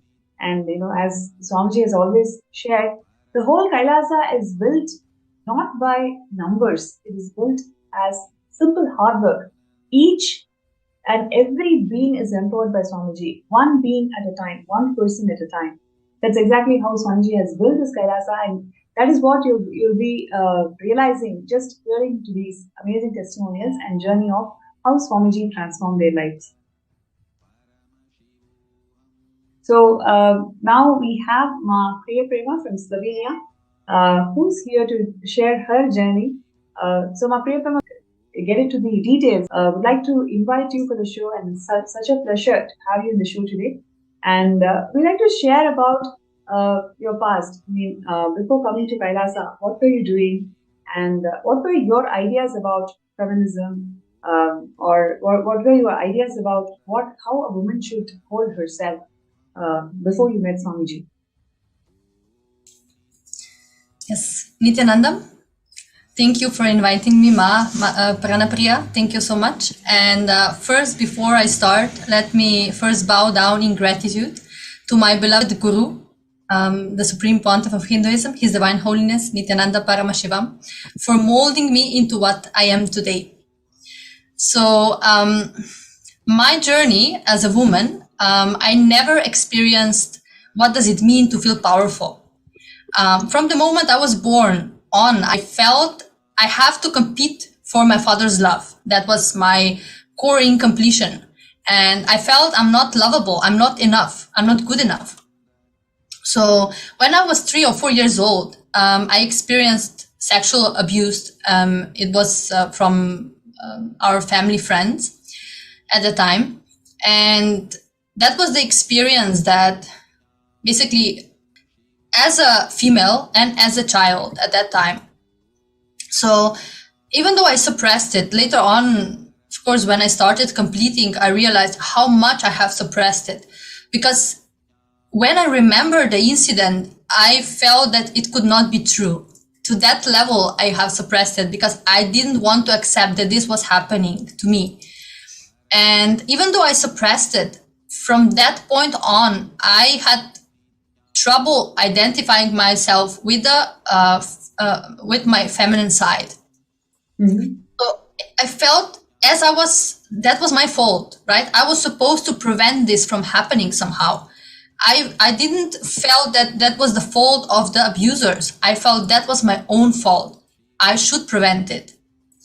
And basically the only thing that was keeping me as a feminine afloat, my feminine side afloat at that point, was art. I remember when I was 9, I wrote my first poetry book, and I started sculpting and painting. So that was my expression at that time, how I was able to still keep myself in this, my feminine side alive, even though it was shattered. But over time, when I started, going to the primary school, that side of me was challenged and abused. I experienced a lot of bullying at school, and I realized at that point that I have to pretend to not be what I am. I have to be something else in order to cater to the needs of the society. I'm not accepted as I am. So, if I am emotional, when I express my emotions, I'm not accepted. If I express myself as emotional, when I write poetry, if I express myself in that way, I'm not accepted. I'm being bullied for that. So my cognition at that point was, I need to hide my femininity. I had to, hide this part of me. And instead, I began developing more my masculine side. I started feeling I have to protect myself. And at that time, also I learned that in order to prove myself, I have to compete with others. So by the time I was 11 years old, I developed psychology disturbances, and I fell into depression. Simply, I had episodes where I didn't want to engage with life anymore. It was just to that level that I didn't felt anymore that creation in me was turned off. So the only solution, of course, at that time the medical system knew, was medication, right? So that is, even today we see how they solve this kind of situations. And even though I was just 11 years old, they put me on medication. They said, no, this is, some psychology disturbances, so we have to heal it and so on. So the side effects of that made me feel even more powerless. So it didn't heal the root cause of it. So at the age of 15, when I was 15, my father died. And then, of course, everything collapsed for me even further, because when my father died, the part of me feeling I have still the hope that, I will be able to get attention from him, the hope that I will be able to be enough to reach so high that he will be able to love me and accept me. That was, of course, my cognition at that time. I felt when he died that was over. No more chance for that. So then opportunity presented itself. We were, my mother and I, at that point were in a really tough financial situation. So when I was 15 years old, I started working, and a person approached me and basically offered me to enter into the entertainment industry. And after some struggles with myself, whether to do it or not, I decided to do it. And when I look back now, it is basically how I figured that the society will accept me. If I have the position in the society, if I have the fame, if I have that, then I will be finally accepted, right? But I ceased to live what I enjoyed. I ceased to write. I didn't create anymore, because when I was creating, whether poems or paintings, I felt alive. I felt more complete, because I was getting in touch with my feminine side. But when I started entering into the entertainment industry, it was just the opposite, which is quite interesting, right? Because as a female in this industry, you are presenting yourself.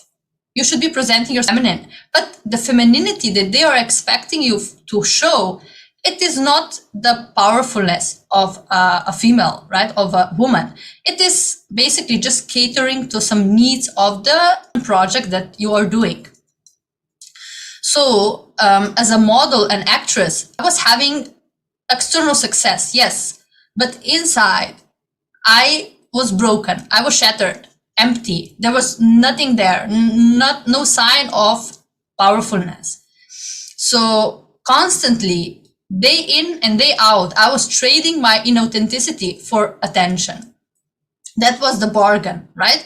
I got attention, which I was always thirsty for. So there was never enough, because the root of it was different. So even after some years, when I started working on television and, I became the journalist, they didn't change, because in this world, we would say, okay, this is up the ladder, right? It's a higher position, but that didn't change my inner space. I was still feeling powerless. I was still feeling I'm not good enough, because that didn't empower me. My identity as a woman by then was already shattered. So that position or no other position could empower me. So when I was 19 years old, I decided to get married. And then I also decided to leave the industry and I opened my own company. So I become entrepreneur. And at that point, I didn't know anything about that, right? But I just felt that, now that I get married, I should be more stable. I should, become basically go out of this environment.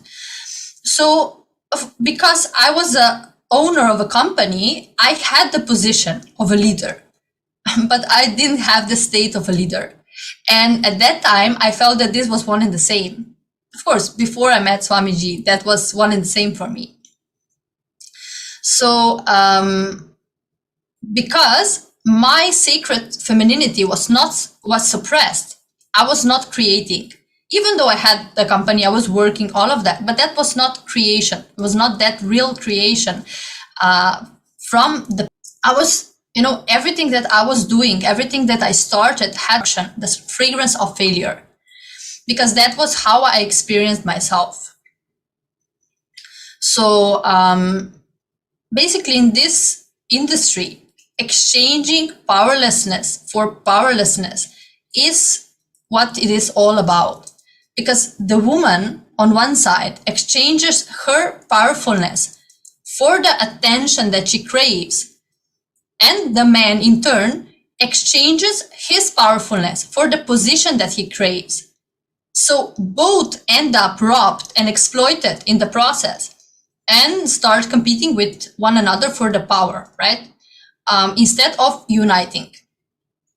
So that inner space that I had led me to a marriage that was abusive, because through the whole span of life, it was never about having a quality relationship. It was about me getting the confirmation that I am loved, that I am protected. So because that I was so desperate to get that, I ignored the warning signs, everything, and I allowed myself to be beaten and abused every single day of my marriage. And I remember myself at that time saying, not only thinking, also saying out loud, that God has abandoned me, that God does not enter into that house, because I felt like I'm not deserving anymore of God. Even though as a little girl, I every day I prayed without any words, because but every day I prayed to God and said, please show yourself to me, please come to me. That was my prayer every night. But after I got married, I simply ceased to believe that. I believe that I'm not worthy of that anymore. So after 4 years of the marriage, I finally left my husband. And even though I have left, I have come back several times because of my insecurities. So I left, yes, but what I was inside, the powerlessness, the insecurity was still there. So I came back many times. Then I finally left and got divorced. Because while I was coming back, I didn't think I deserved better. I felt I was not entitled to a better life. So after some years, I had some very severe car accident where I miraculously survived. And after that, I simply felt that, God was with me at that time, because I should have died in that car, but I didn't. I survived. So I started thinking, okay, so maybe, just maybe, God is still here for me. So he didn't abandon me. So I started seeking. I started feeling I have to get back to what I was. I have to somehow whole thing that happened between. So in order to heal, it was a long process. And in order to heal, I started writing a book. I didn't even think of it as a book at that time. It was just, notes, basically. It helped me because that was what I was doing my whole life. Writing, that was my big love. So that was my way of healing and of expressing. And then when I started, somehow I started interacting with in groups, when I was visiting these groups for abused women and all of that, I started understanding that what I have to say matters. So my story, my experience matters because not all the women will abandon that marriage. Not all the women will get rid of it, right? Maybe they will remain in the marriage because of the kids or whatever it is, right? I didn't have kids. So for me, it might be easier, right? Or not, whatever. But women, a lot of the time, stay in the marriage, whether it is for children or for some other reason. And I understood from, the women that I was speaking with that I should, if I have that courage, I should speak openly about my experience. Because the notes that I made was very raw. That was a very raw expression. I didn't alter it at all. I shared everything. All the dirty details, I would say, of, from how I was bleeding, how everything was there. So I decided at that time, when I was listening to these women, I said, okay, so if I don't do it, if I don't say, then who will do it? Because there was, in Slovenia, there was no manual, or there was no experience, direct experience of a woman who survived something like this. So I decided for me to go ahead with it. I decided to expose myself, and because of my exposure in media before, naturally that means also that I will be exposed media-wise. So I accepted that also, but I felt that was more important than anything else. So became the manual for the abused women, and I was basically very honored that I was able to contribute something to the lives of any woman who goes through the same thing. So in this process of healing and raising myself, I might have been trying different spiritual techniques to empower me, but inside, even when I was writing this book, I was still a shattered little child who deeply believed that failure is what is destined for. So when I look back now at the book, right, when I'm reading now my book back, I see that was still the space. Now, from this space now, of course, I will write it differently. I would have taken the responsibility, even in the writing, for what I have decided to experience at that point. So it was, yes, ma, sorry. Sorry. Say, sorry, Priya Prema, I just wanted to make a note here. See, typically, somebody who has gone through such hardship right from young age, and then taking up a bold profession like modeling, out of the incompletion that, I need to really empower my masculine side, and then going through this very tough married life, and then saying that, okay, let me discover myself, and putting that story out so that brings the awareness. This is probably one of the typical scenarios of how a modern feminist or feminine activist, women activists would approach the situation. But what is the important aspect that you're bringing here today is, though you are doing all these things, though the things that you are doing is right, but it is all coming from the broken space where you still don't believe in yourself, but you have to put up with space, to keep you going as a mechanism, as a defense mechanism. But it is really Swamiji's teachings and all the initiations that is actually repairing the true being. When the whole repair mechanism is happening from inside, from within, then you really discover yourself, right? The real alchemy, the process of realizing the divine within, the real alchemy happens in a much more powerful way, which is what today's women require, isn't it? Yes, Ma. See, it wasn't until I attended Paramashivam level 2 at that time. It was the beginning of the COVID, epidemic, that for the first time I realized, or I encountered myself with real feminism.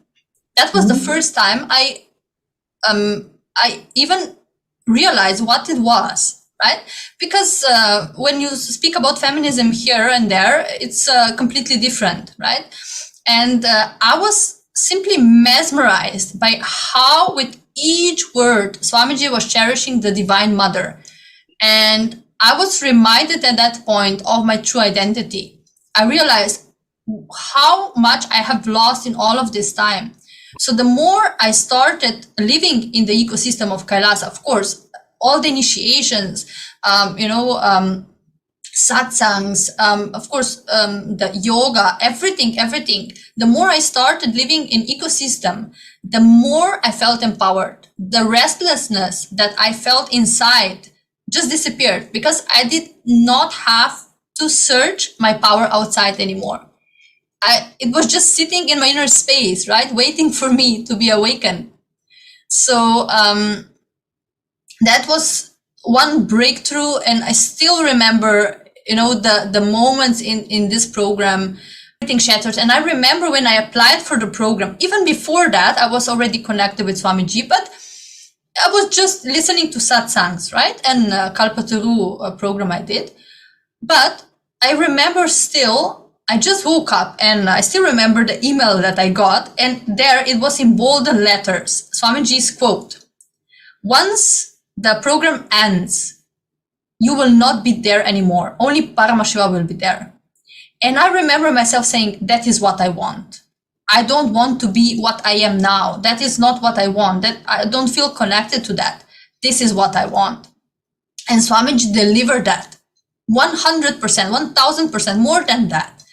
So later on, when I became I became involved with, started volunteering for Kailasa, and later on, I got the blessing to become the coordinator for my country. That was the point where all the insecurities came out also, because the space of a leader was different from the position. That was the click that I still didn't got at that time.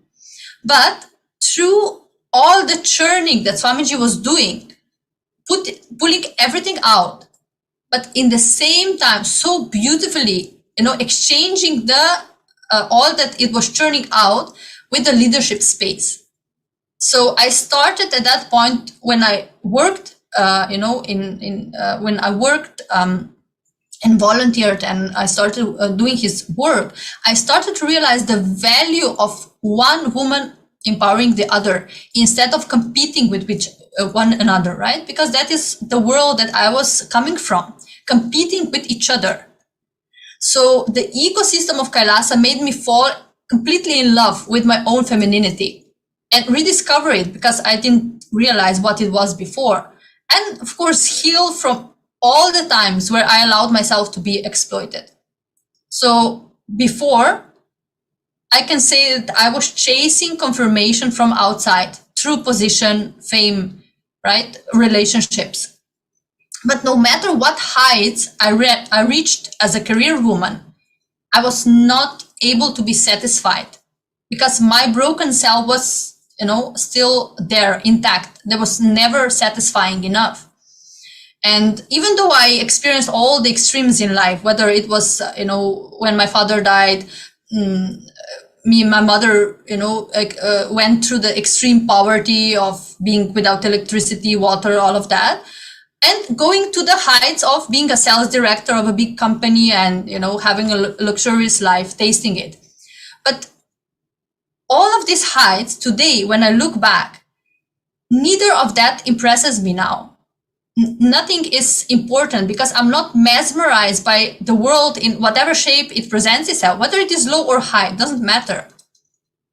But what I am utterly mesmerized by is by the love and compassion that Swamiji has showered me with, that I am utterly mesmerized with. And today, I know, of course, now it's different, but now I'm realizing, today I'm realizing how he guided my whole path, how even when I was not realizing everything, whatever I have experienced in my life has been a preparation for what I am today, for being here, sitting with you today. That was all a preparation.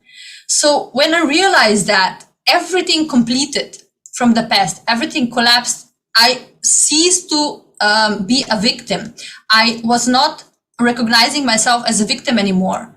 It became a celebration. Even, when I look back now at my ex-husband and all, the experiences that I had, even before that, I see it all as a lila, as a celebration, because it was all part of me being here. So when I realized that, it just, the integrity and the stability and chastity that Swamiji awakened in me, it what became my power. That is my power today. So this is what I identify myself as a feminine, right?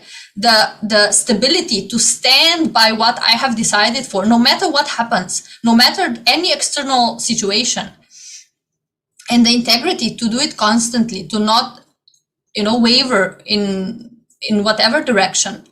So because I wanted that space to be transferred to others, I decided to take a path sannyas, because I felt that that is really the ultimate way how I can, empower other women so that they can get this space also, so they can reawaken this power within also. And not only that Swamiji liberated me from all, thyroid disease, heart disease, depression, anxiety, all the heavy medication that I was taking for 7 years, but ultimately, he gave me a new life. He gave me liberation from all my limited cognitions that I had about myself, from all the fake shyness that I have put on myself, or arrogance, inauthenticity. And he raised me to the space of a leader, just by, I would say just, it's not just, right? But by awakening the divine feminine aspect in me. That was the most, powerful thing. And when I look back now at my life, how it was, just maybe if I just look back 3 years from here, or 4 years, into the past, it just, there is no expression of gratitude that could match that. Whatever I say today, whatever I do today, even if, I don't know, it's just no expression of gratitude is enough. And there is no better way of giving back. Of course, I will never be able to give back. That is a fact.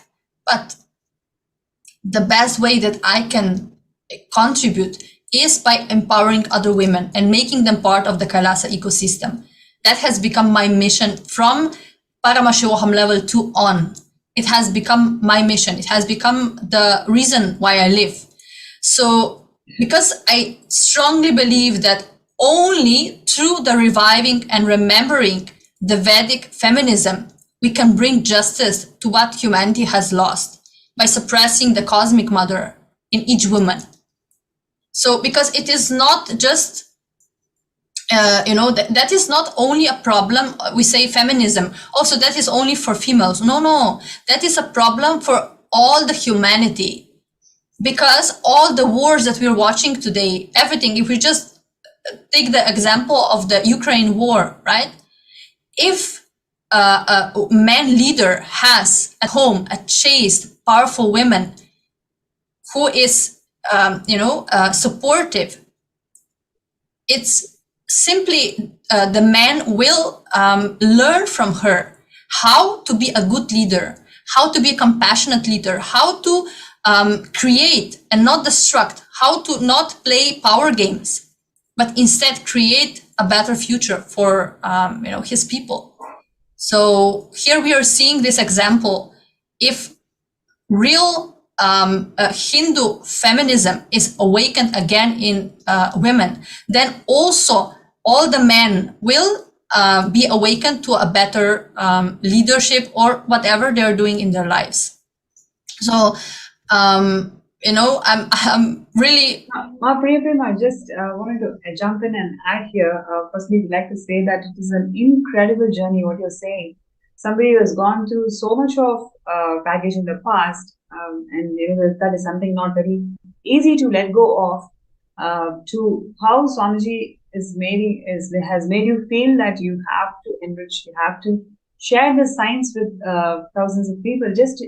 So you can see the amount of passion that you're having in terms of revival of this entire culture and the whole wing of Kailasa. I think one of the things that you also mentioned about the various initiatives of Kailasa and how literally it helped you towards manifesting what you want in life.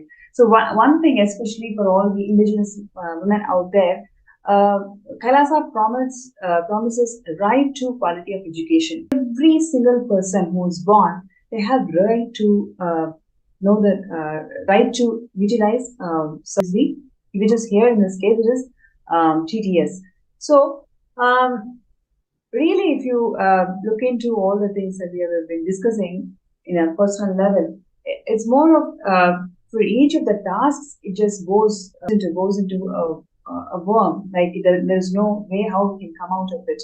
But Swamiji's initiations and Swamiji's Darshans and Swamiji, how he connects to Devi Parashakti, when he revealed all of that, we can literally see that 8 out of 10 verses, either they carry mistranslation or that translated version does not even exist. So this is how people exploited the Sanatana Hindu Dharma when we were discussing about it yesterday. And in terms of giving voice for this initiative of breaking violence in all the forms. In every single form, that there is this huge pain, and Swamiji's grace and blessings. We need to think about how do we come out of the situation and really live the way he wants. You can see here so many beautiful reminiscence of Ma Priyaprema, where she's receiving all these certificates from congressmen.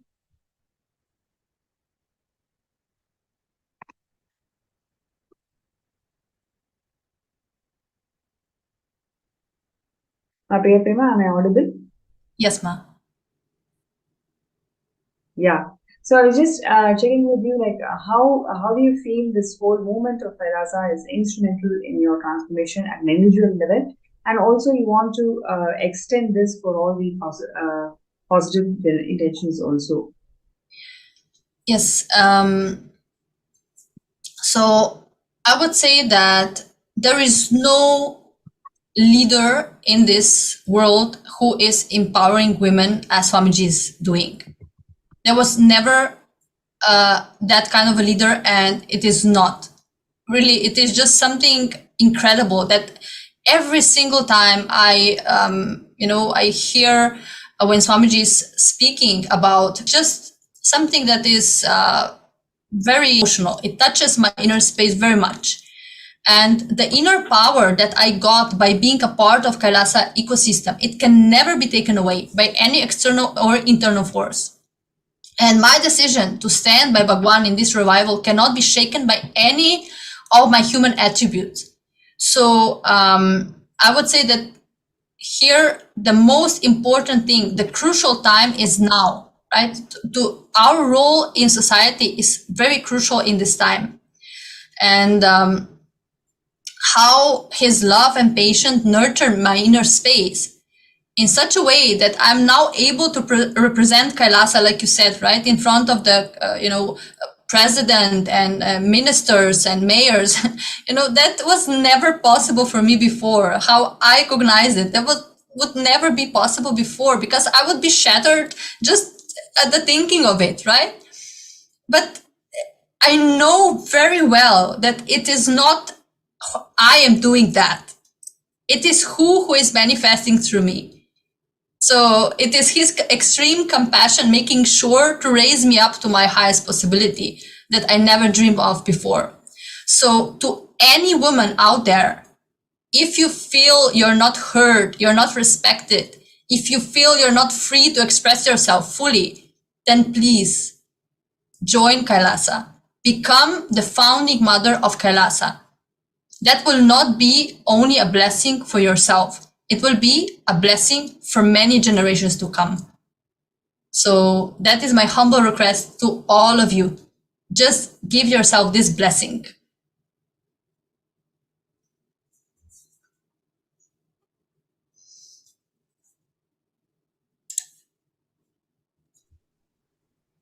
Yeah, I think that was a very powerful sharing, Priya Prema. Thank you so much for being open.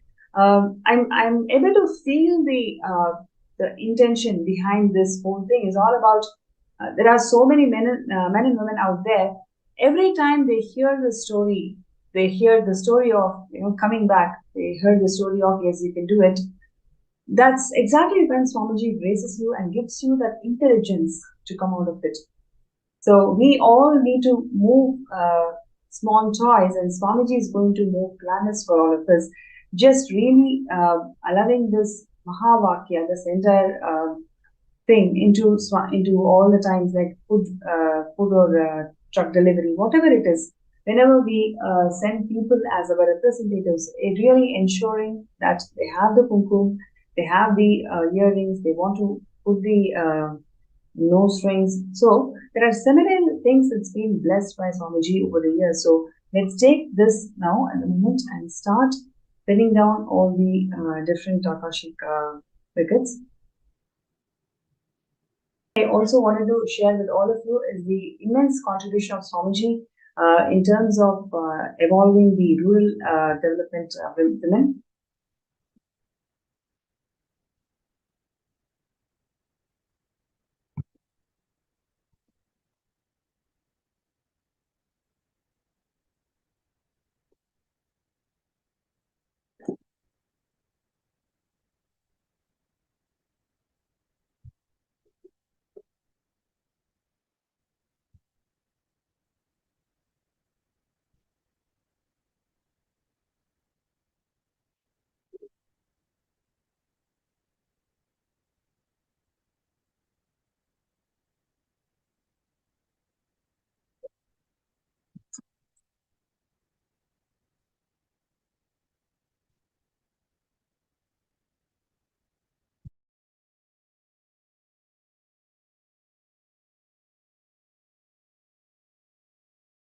Yes, you can see this powerful expression of Hindu feminism when Ma Priya Prema was sharing, and she also touched upon the various initiatives that Swamiji has given to the world, whether it's in terms of education, right? So, how many of you know that 1 in 5 children, especially women, they don't have basic access to basic invitation to action.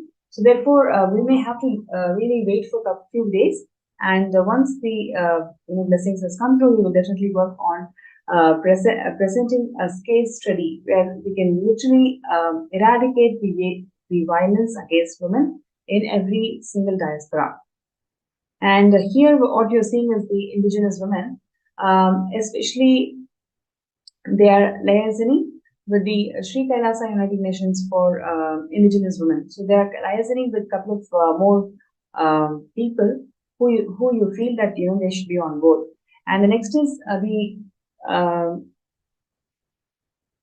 Aboriginal and traditional agriculture of Hindus hails from India itself. That is why it's like extremely fertile and extremely active. Everything that is needed, it's already there. We just need to take it forward. So that's amazing.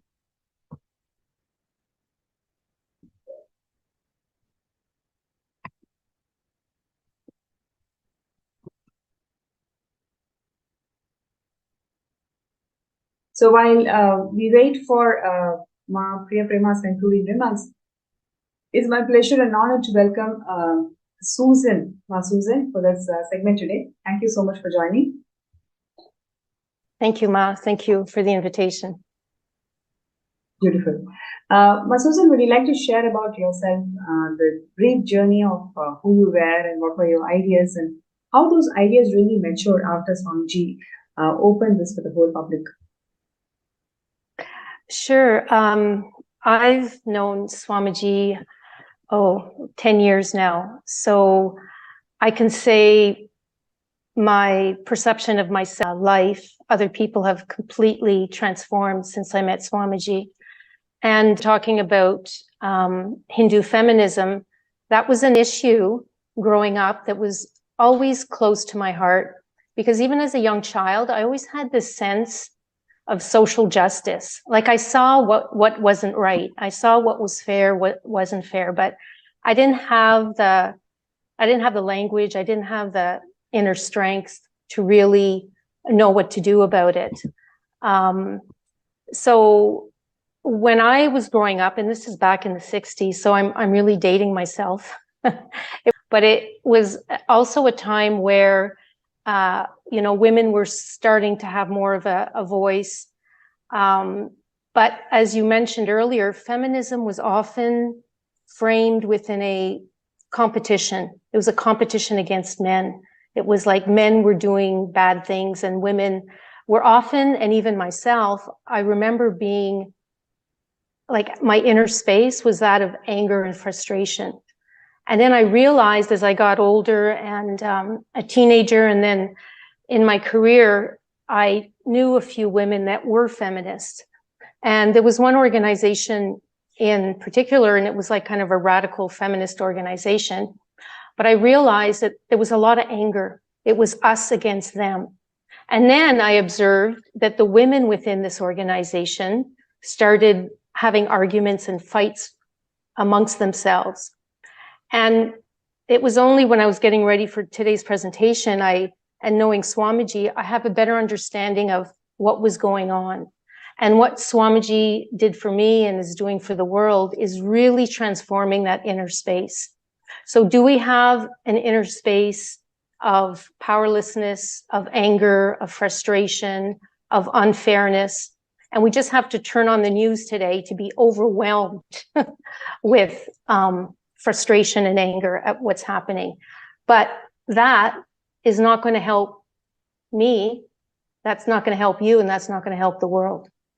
So Hinduism has provided me with like that open architecture, that deep healing energy, a shift in cognition, a shift in my inner space where it's no longer a battle. And the violence, when we talk about, violence against women, to be honest, what I was holding on to most of my life was violence against me. And it was Swamiji that puts up very gently and with a lot of compassion that mirror. And so what am I like? How do I get out of my own way? How do I move away from those powerless cognitions? How do I move away from my self-destructive patterns? How do I move away from, like growing up, I just wanted to be we call them a wallflower. I just wanted to kind of blend in the background. I didn't want to stand out. And I had this real fear of speaking in class when I grew up. That didn't go away. There was a real fear of public speaking. And then through Swamiji, I found out, oh my God, that's one of my uniqueness. That's my unique manifestation of the divine feminine, is to be able to express myself and to be able to help others discover that innate feminine, divine feminine energy. And what is that? That's the nurturer. That's the cosmic mother. That's the ability to love yourself and to heal yourself. And then once I was able to do that, then I'm able to be of service to others. So in my life right now, I think one thing that's really a major shift for me is, I'm in my 60s. I have 40 years of work before I retired. Well, I guess sort of retired. And because of Swamiji, I'm, in the process of launching a business. So even after 40 years of work, I realized that my real career has yet to start. And like everyone else, I bought into the ideals of conventional society. That ideal, like it was sold to me my whole life, and I was really, really looking forward to it. And some of you might relate to this, was like the Freedom 55. It was like a massive marketing campaign. It was all about early retirement, if you can retire between 55 and 60. And, we did everything that was expected of us. We worked hard, we went to careers, we had the family, we had the house, we had the t-shirt, you ticky box everything. And then you're like, okay, I do all that. I work really hard. It's kind of drudgery. And then I get to retire. And it was like, oh, I get to, run on the beach with my husband, just like in the advertisement, and you've got the wind in your hair and everything's lovely. However, reality is something different. And I noticed that for a lot of people, retirement really, really translated into becoming, fat, frumpy, and frustrated. And so instead of retiring, I'm going to start a business. And I'm going to start a business that the underpinning is all about enriching, unconditional love, nurturing, and really sharing with the world Swamiji's teaching and Hinduism. Otherwise, like I too, without Swamiji, it's really, really clear in my mind, I would be doing what everyone else was doing. And I might have been on the fast track to being, fat, frumpy, and frustrated myself. But with Swamiji, that's not going to happen. And that's not, like, retirement is not for Hindus. And Swamiji is very clear about that. He says, if you retire or you're just waiting to die, you're just putting in time.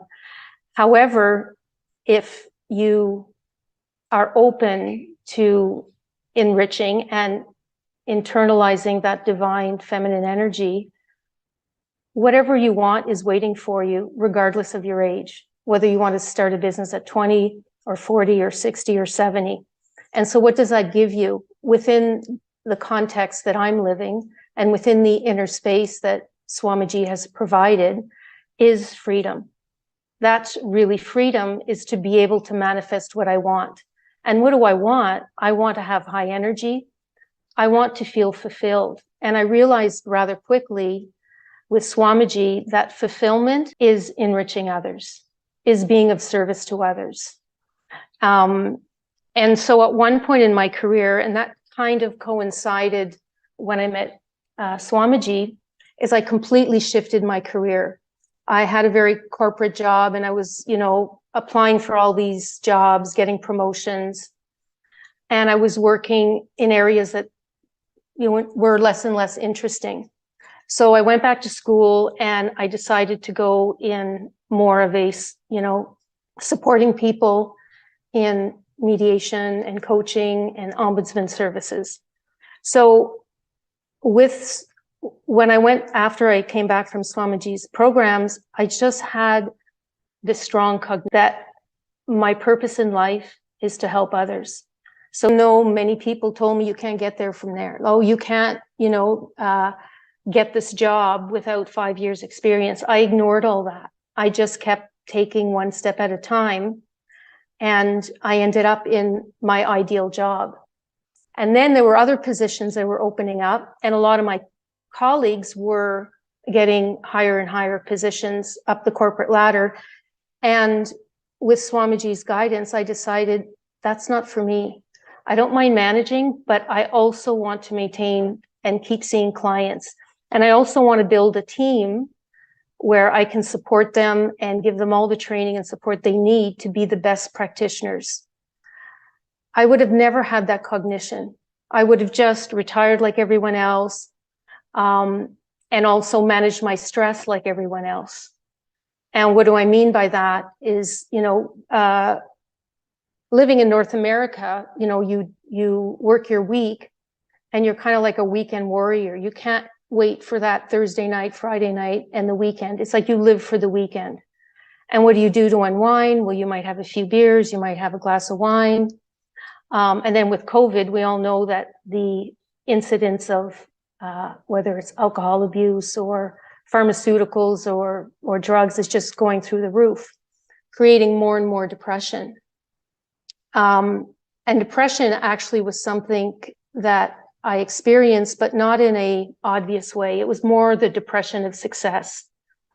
Before I met Swamiji, as I mentioned, I had everything that life or my family, society expected. I had the job, I had the family, something was missing. And that was the depression of success, is you do everything that you think you need to do. You do everything that you think is right. But at the end, it's shallow. At the end, something is missing. And for me, what was missing is really discovering who I really was and dropping everything that didn't serve me. So there was a lot of anger, a lot of frustration, a lot of fear. And so through Swamiji's inner awakenings, through the yoga, through the meditation, through the detox, like Nirahara Samyama, I've been struggling a little more with that lately, but in the last 10 years, I think I did Nirahara Samyama at least 14 times successfully. So when you detox the body, it's like you also detox the mind and you create this space of really, really high energy. And I think this is what society needs now. This is what women need, and this is what men need as well, because that Hindu feminism, that nurturing energy is not just for women, it's for men. Men have it too. I think society and men might have a more difficult time expressing it because of social pressures of suppressing that. But Swamiji tells us that we can easily nurture that divine feminine. In the morning, waking up, for example, and having the intention of let me radiate a nurturing attitude.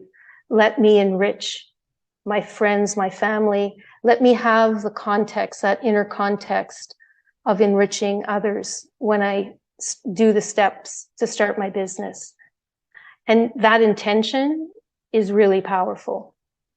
The other way of connecting with that Devi energy is just nurturing, whether you're raising children or helping the elderly or taking care of animals, all that is nurturing.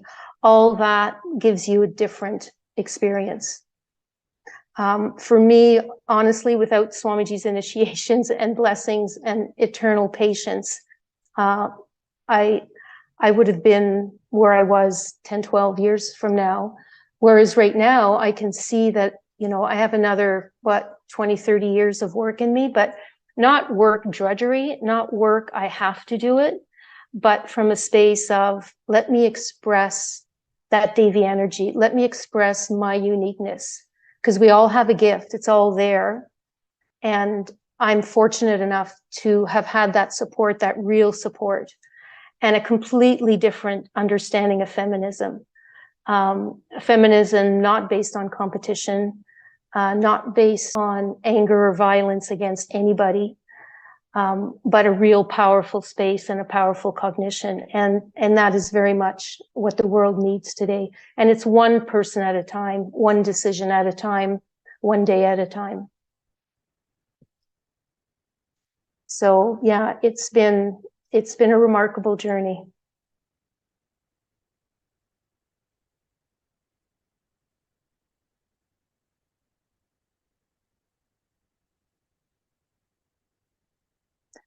I can also add that through Swamiji, I talked about, changing my career. I also quite easily was able to change my lifestyle. And that is very much part of Hinduism. And stopping the violence, because violence is not, we think of it, someone hitting you, but it's the psychological, it's the words that you tell yourself and others. And it's also the food that you eat. So I became vegan. And I dropped, it's been a long, long time since I've had anything to drink. There's no recreational drugs. It's a completely different way of eating and being. And I never missed the old way. I never missed, people going out and going to the pub. And it took a while because people were always saying, oh, you're not drinking. And it actually would upset some people that I wasn't partaking. But for me, I've never looked back. And talking about having, a beautiful inner space and energy, taking away all these toxins was really, really important for me. And it's nothing I miss at all.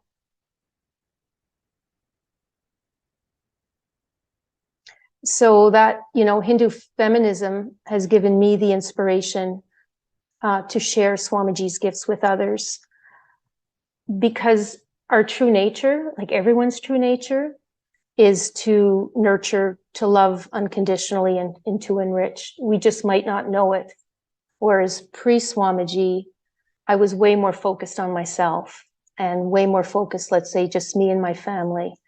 And now I truly, truly do care about others. I care about strangers. I care about humanity in general, because we do all have something to share and something powerful. And, I mentioned earlier kind of, moving up the corporate ladder and the rat race. And one thing Swamiji said once, and it always made me laugh. He said, you can win the rat race, but at the end of the race, you're still a rat.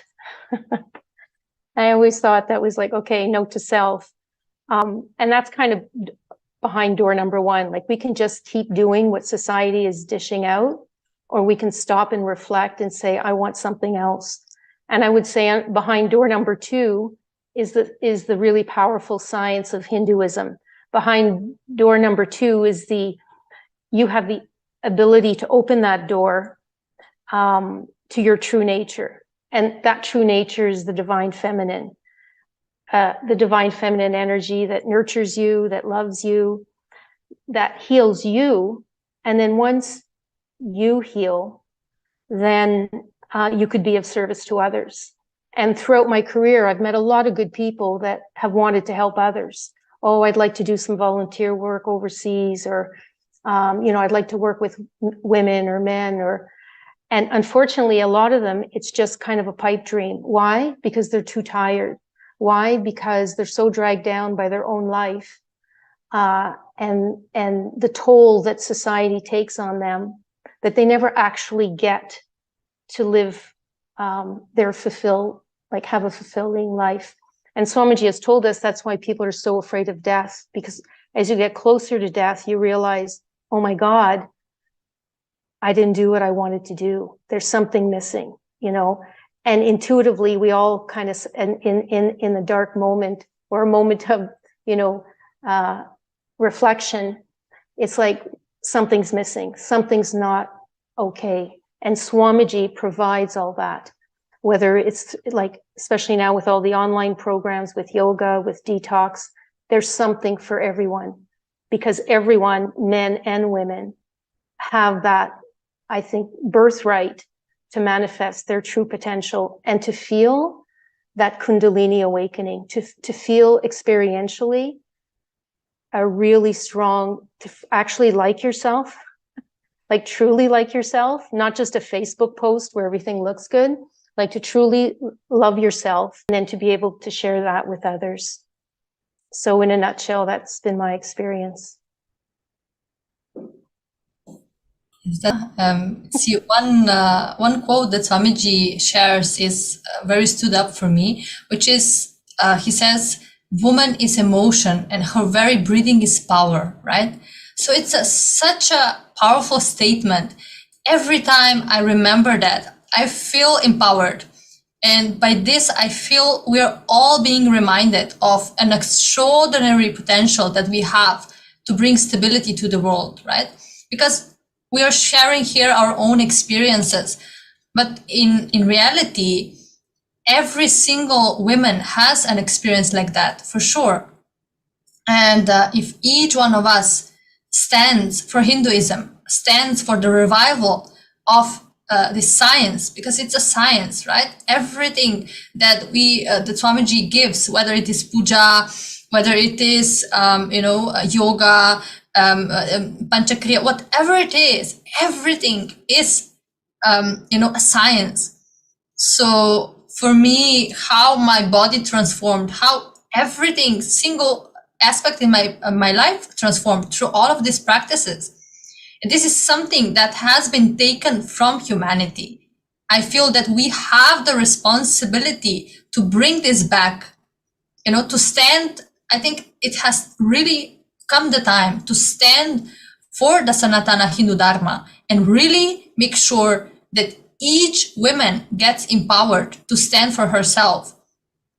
Because sometimes I feel, when we are attending programs, right, like Paramashivam for 21 days, right? So if you're a mother, you have children, sometimes as a woman, you feel maybe, guilty, right?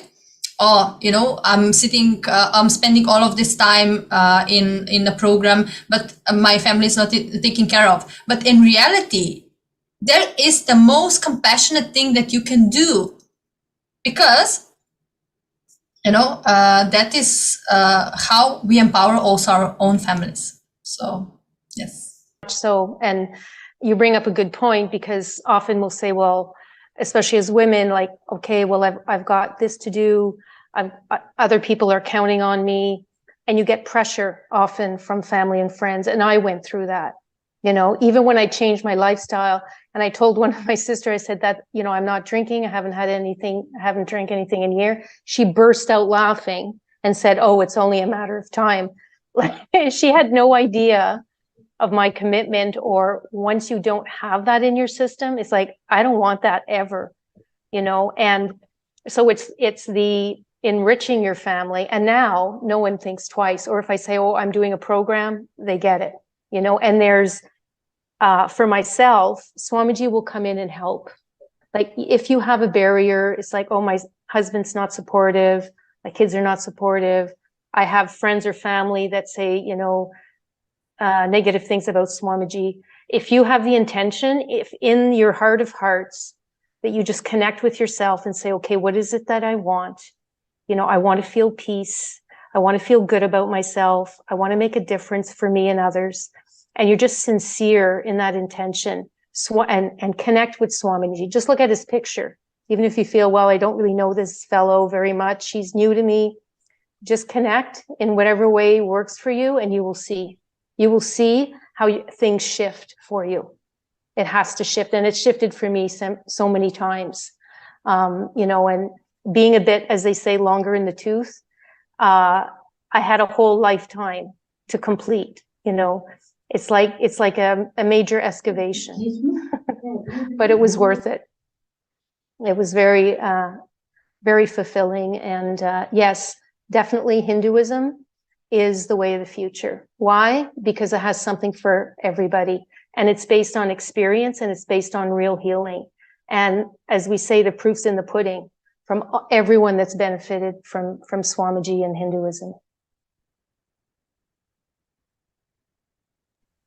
Yes, and what we are seeing today is the story of two beautiful women who have gone through huge things in life, but how they're able to empower themselves by teachings, and how Swamiji has really shifted them from within and gave a complete new perspective, new dimension, and how they've empowered themselves in different leadership positions in life today. The value of what we are seeking today is something so phenomenal, and there are huge number of contributions done to empower feminine consciousness. So we can take a look at some of them.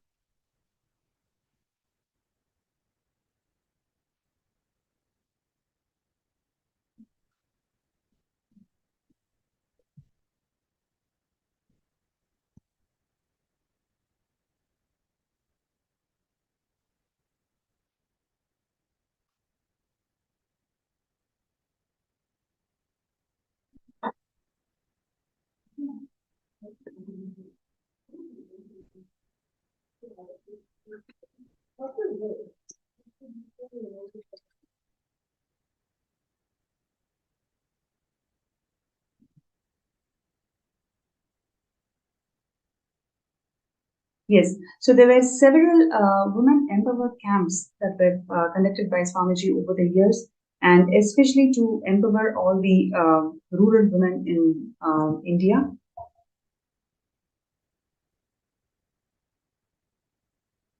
And what you're seeing here is the courtyard sessions where the Balasans, female Balasans, are empowered to empowered and initiated to manifest the powers.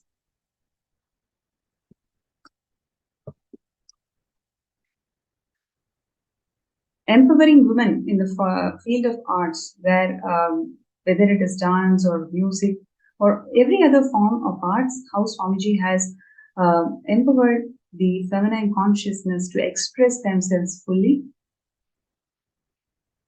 And we also have here the 108 Women Empowerment Centers that Swamiji had inaugurated back in 2008 itself.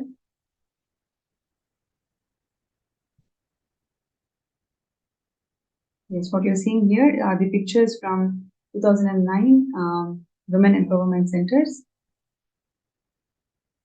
And these are all the various programs that Swamiji conducted, and where the rural women, especially, they were benefited by this cause.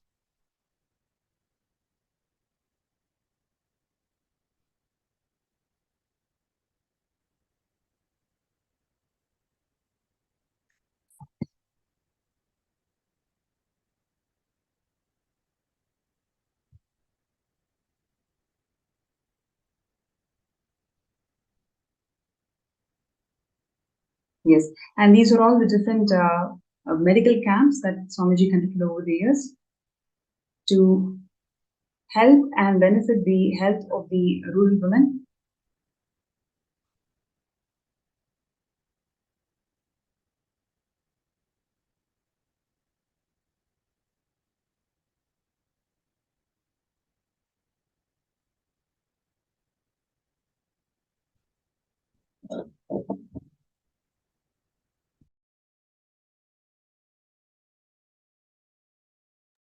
Once again, these are all the various programs that Swamiji has conducted over the years to empower women to their full potential, whether it is in terms of spiritual counseling or helping them in their livelihood, advancing arts, especially the Hindu art forms.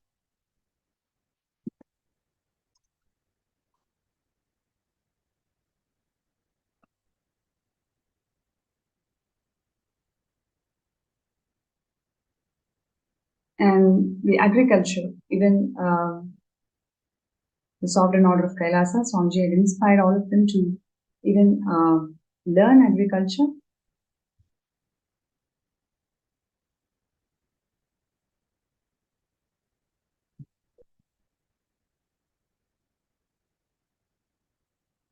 And the Kailasa temples worldwide has empowered the women to perform the temple rituals. This is probably the Vedic temple where for the first time the women are empowered to perform temples, Hindu rituals by themselves.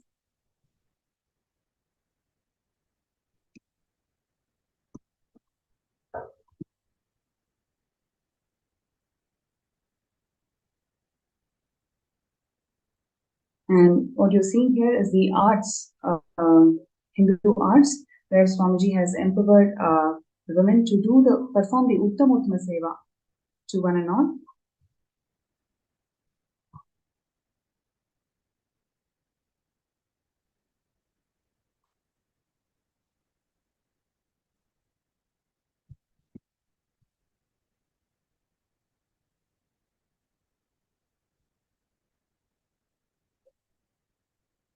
Now, to accomplish this goal of robust, sustainable, balanced, and inclusive growth in society, what Swamiji is doing is incredible contributions by reviving the true spirit of Hindu feminism. What we saw today, whether it is Priya Prema or Susan's journey, has been so touching, so many lives today. It's mainly because how they have come out to express what they've gone through in lives and how there is solution for everything. And like what Swamiji has many times shared with all of us, Hinduism has solutions for every single problem out there, especially whatever the world is facing.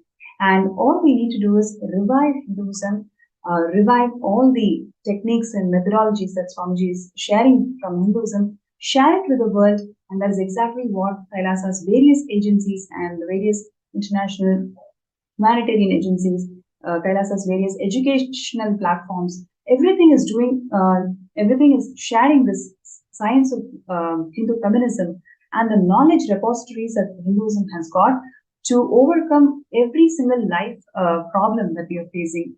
And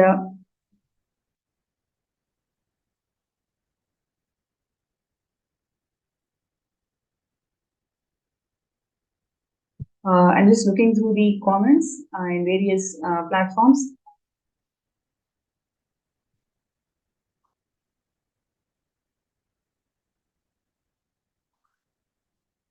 Right.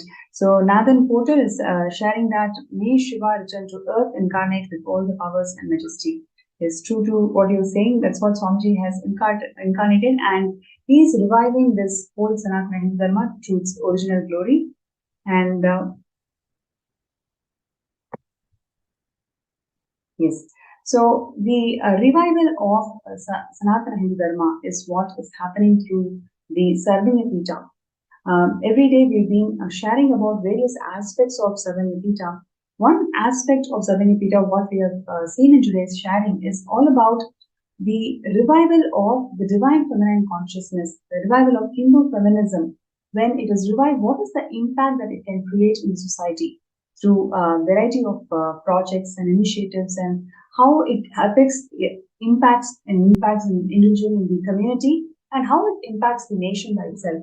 So the revival of Yogini Sarvanyapita that Swamiji has done over the years is all about making this process of power manifestation in a most powerful way, where women can express the extraordinary powers of Paramashivam, and at the same time they are able to express themselves in all the various dimensions which they have not explored before. So this level of in-depth revival and empowerment of feminine consciousness has never happened before, and that is exactly what Swamiji is doing. And every single wing, every single aspect of Sarvanyapita is all there to address these issues, address the global issues, and finding the right Hindu solutions. So I request everybody out there to take some time to file your intentions. You can file your intentions, post your intentions in sksjp.org/contribute. And would like to really thank Ma Priya Prema and Ma Susan Davidson from the bottom of my heart to grace the show with such powerful sharings. I'm sure there are so many people out there who are truly benefited by what you shared today. Thank you so much, Ma, for inviting. Thank you. So, Thank you. now back to the Sarvanyapita avatar has descended to this planet Earth to revive the Sanatana Hindu Dharma to its original glory. Every day we've been seeing different aspects, different problems that the current world is facing, and how Swamiji has solved these problems, or in fact made these problems redundant, gave a complete new perspective to the problem that we are facing today by again and again presenting the right solutions, user-friendly solutions from Hinduism. This revival of Hinduism and presenting the right user-friendly solutions from Hinduism to the world is what one of the most important aspects of Sarvanyapita. If you feel that yes, this is something to the world, especially when 1 in 3 women are experiencing the gender violence today, what is the way out? What is the way how we can empower ourselves and to find a society which is all inclusive, which is all inclusive and cooperative, and where the gender justice and gender equality is the norm of the society? Kailasa is the solution. Kailasa is really the solution where you can experience the true Hindu feminism, where it is not about competing with women, it is about expressing the uniqueness of who you are and what you do. So, would like to request all the viewers out there to take a few minutes and file your intentions. You can post your intentions in sksjp.org/contribute.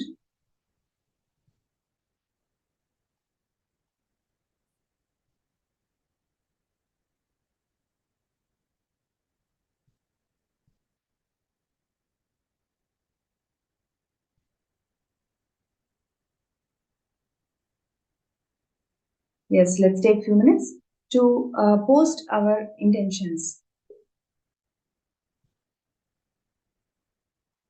To post our intentions in sksjp.org/contribute.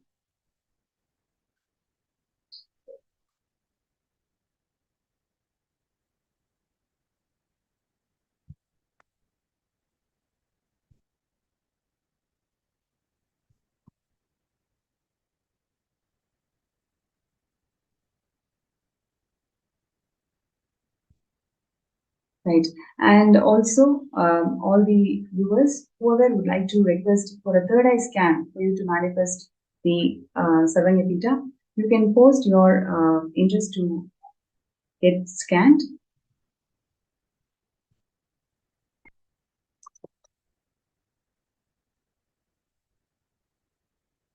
So everybody who's interested to get your third eye scanned, to move the obstacles, whatever is the obstacle to manifest Sarvanyapita, you can post that and we will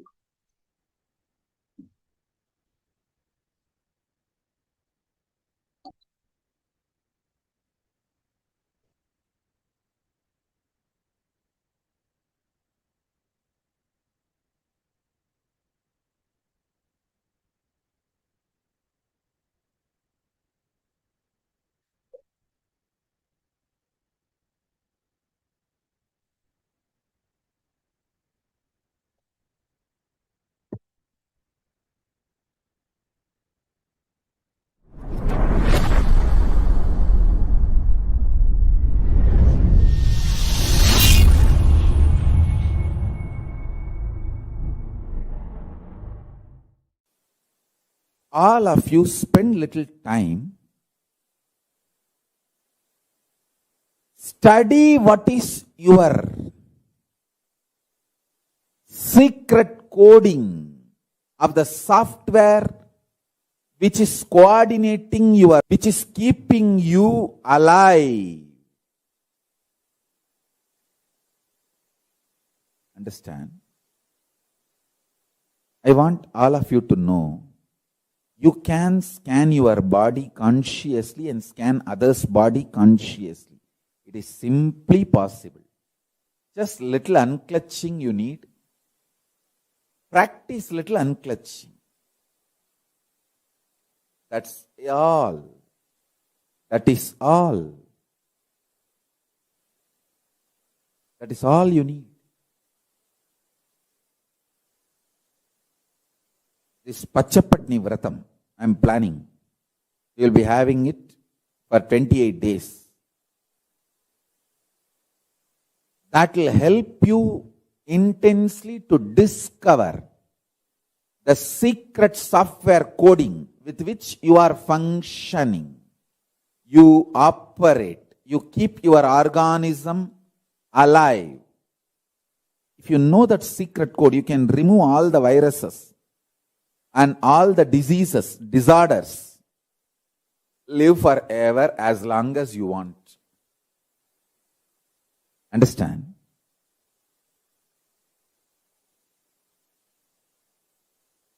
I want all of you to know, listen carefully.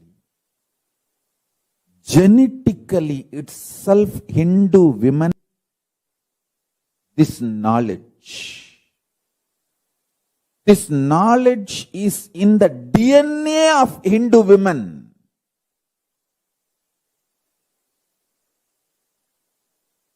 Hindu women are the best to make a stable family.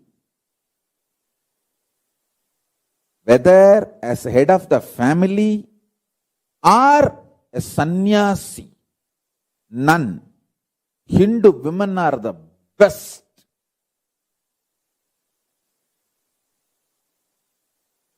In the whole world. Go to the statistics. I am not making blah blah statements. Go to the statistics. Hindu origin, Hindu heritage women. See the diverse rate. Compare it with the women from other civilization. Hindu women are the most stable family heads. Whether in business, running a family, professional success, even as nuns.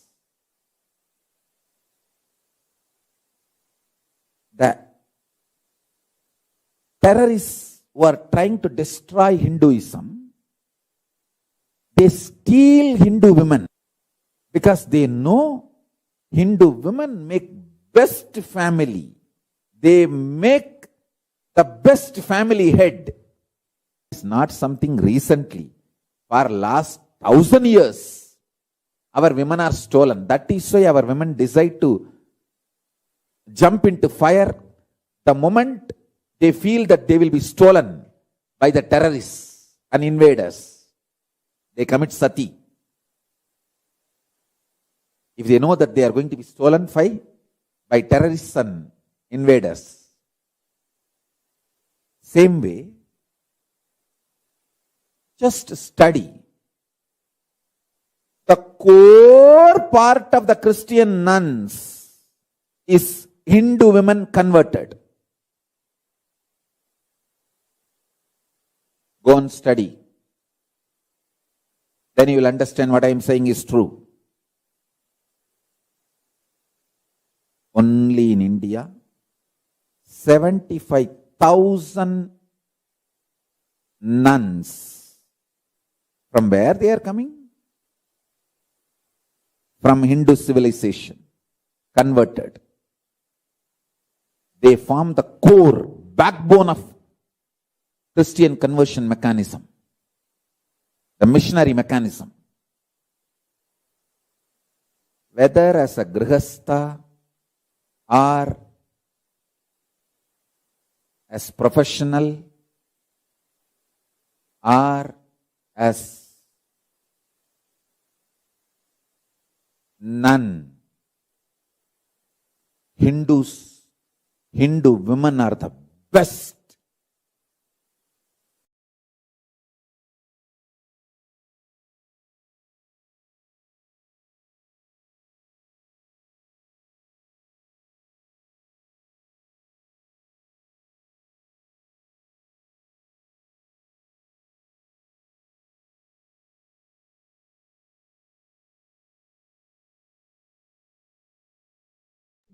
Yes, I'm just looking into the comments. Whoever is talking about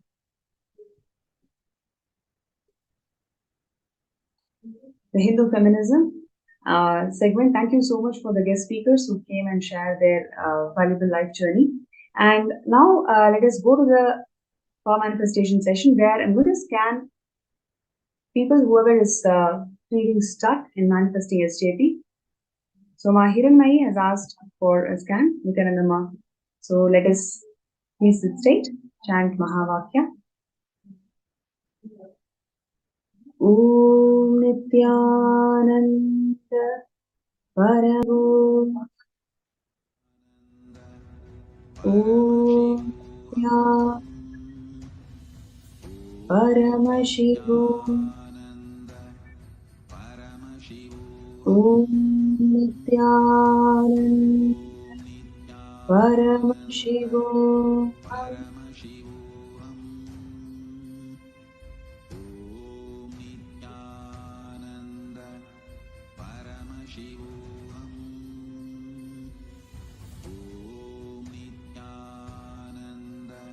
Hiranmayi, one thing what Swamiji is showing is pick up 3 things in your life which you have deliberately given up, deliberately decided that this is not for you, it's very difficult and I don't think I can succeed. So pick up 3 things in your life which you have deliberately given up, and today take a sankalpa that you are not going to give up, you will actually take one step towards it. The moment you start taking one step towards it, you will see whatever is right now stuck towards your manifestation for SJP, you will simply move on. With Swamiji's grace and blessings, it will simply happen. So write down 3 things in your life where you have given up deliberately because of some impossibility that you cherish.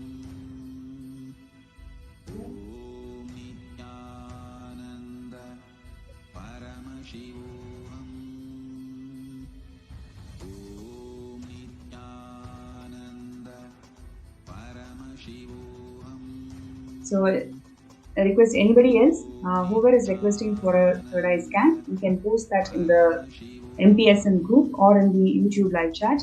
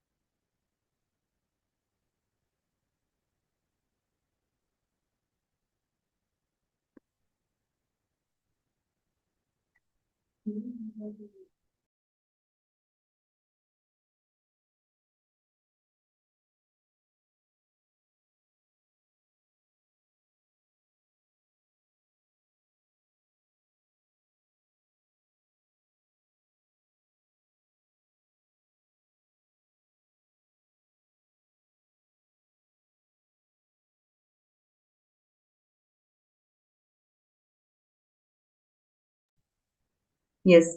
So with this, we come to the end of this session, and we will get ready for the Darshan, the Bhava Samadhi Darshan of the Supreme Pontiff of Hinduism, Bhagavan Nithyananda Paramashivam, manifesting as the Samhara Murthis. So requesting all the participants and viewers to get ready for the Darshan. Visualize, meditate, connect with him. He is a living, alive being.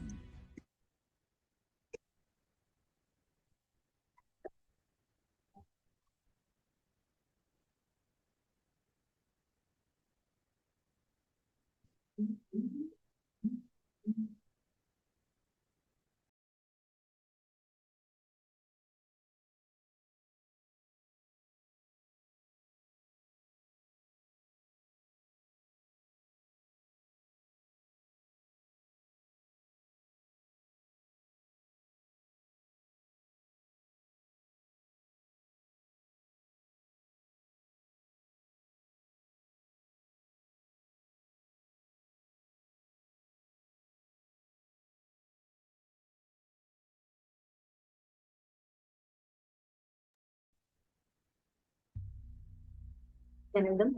We had such a beautiful sharing by Manitya Priya Premananda and Ma Suzanne Davidson. Many of us uh, from different walks of life listening to this would have encountered similar crises and situations in your life, right?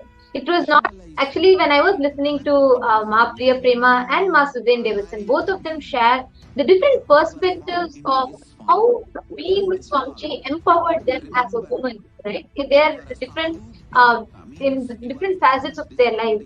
And I just remembered how so many people, I have seen so many, I have heard from so many people who have experienced, who were from different walks of life, who have experienced phenomenal healing and empowerment after coming to Swamiji.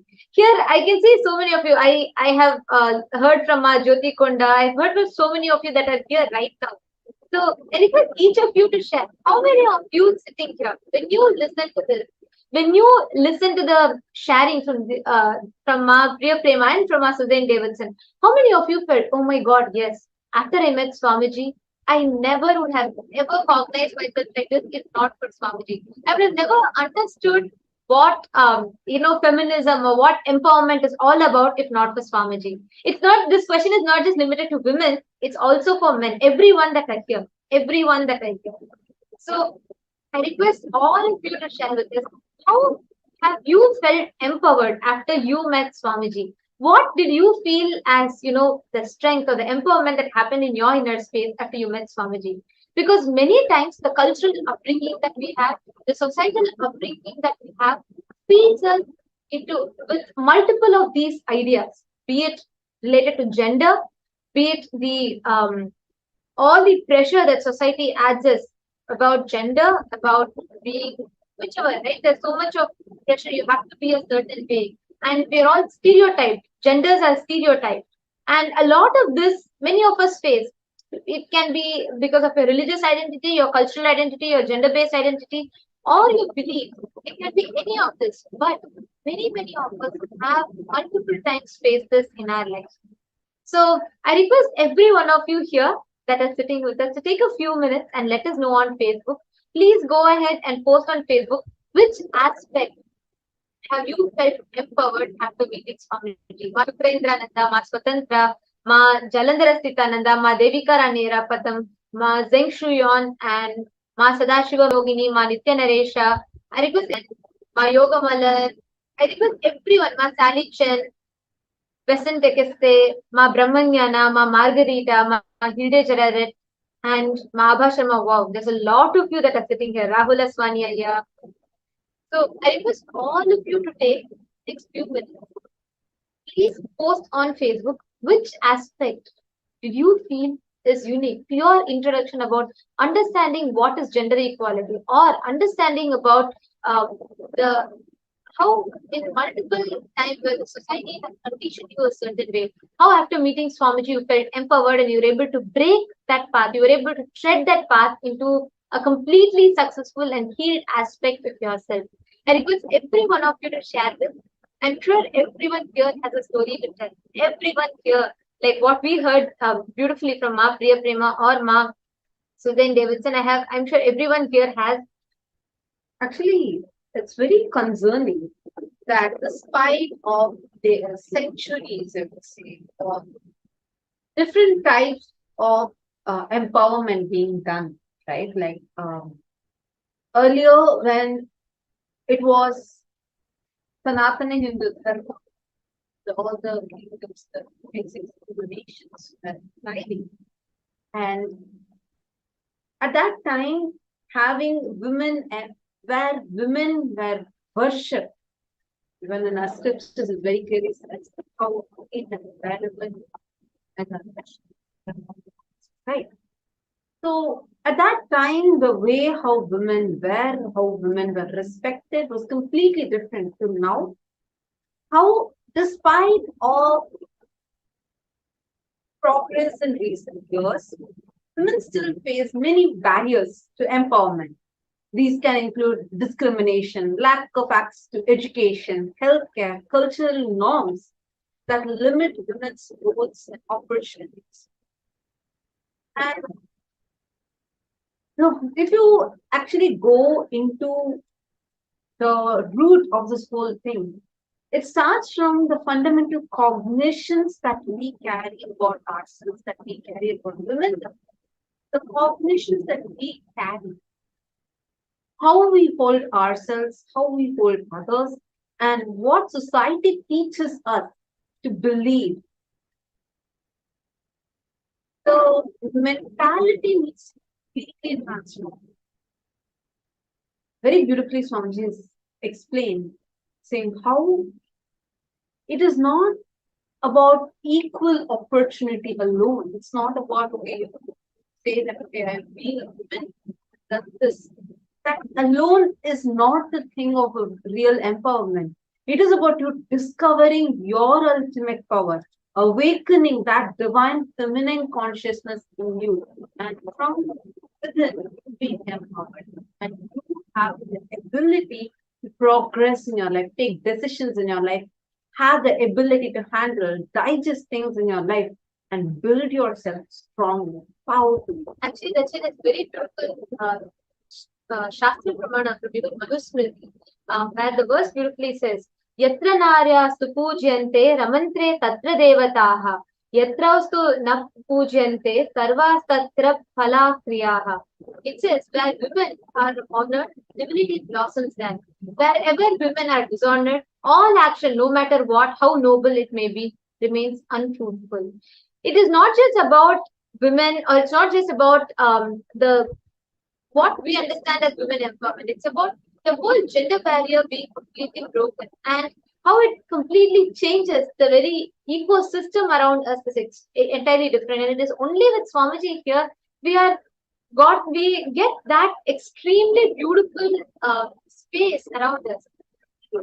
Actually, if you see, right, the kind of trauma and the emotional abuse that women go through, actually not just women, anyone in this gender discrimination, people that are this gender discrimination go through, whether the kind of trauma or the abuse, physical and mental health issues that arise as a result of these abuse.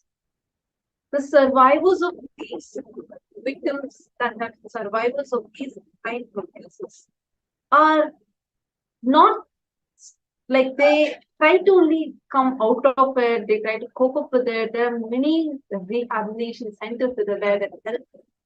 But what Swamiji is doing is something phenomenal, because Swamiji is addressing the very root of the issue and changing the very perspective.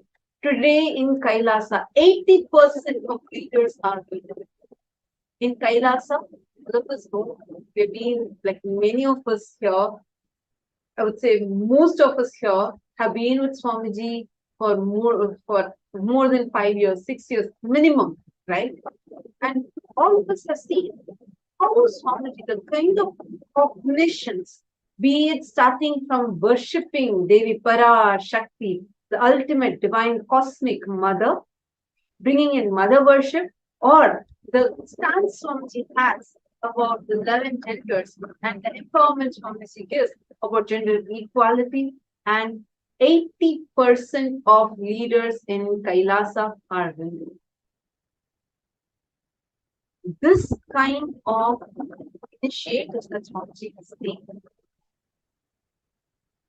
Ma Pranapriya also showed us a lot of pictures which showed the different other initiatives helping rural women, helping the indigenous tribal women, and giving them uh, economic support, emotional support, spiritual support, so that they can build their lives and come out of all the social norms that have been instilled on them, which is restricting, which is stopping this, making them be bound within themselves.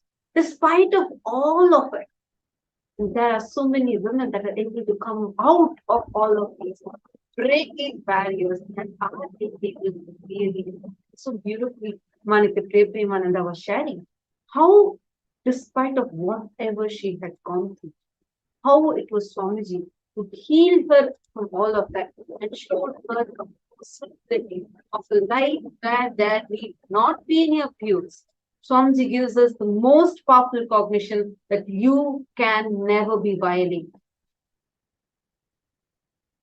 Today, if you become part of the Maha Kailasa, you will see how just by you becoming a part of it, you are saving many, many, many women's lives.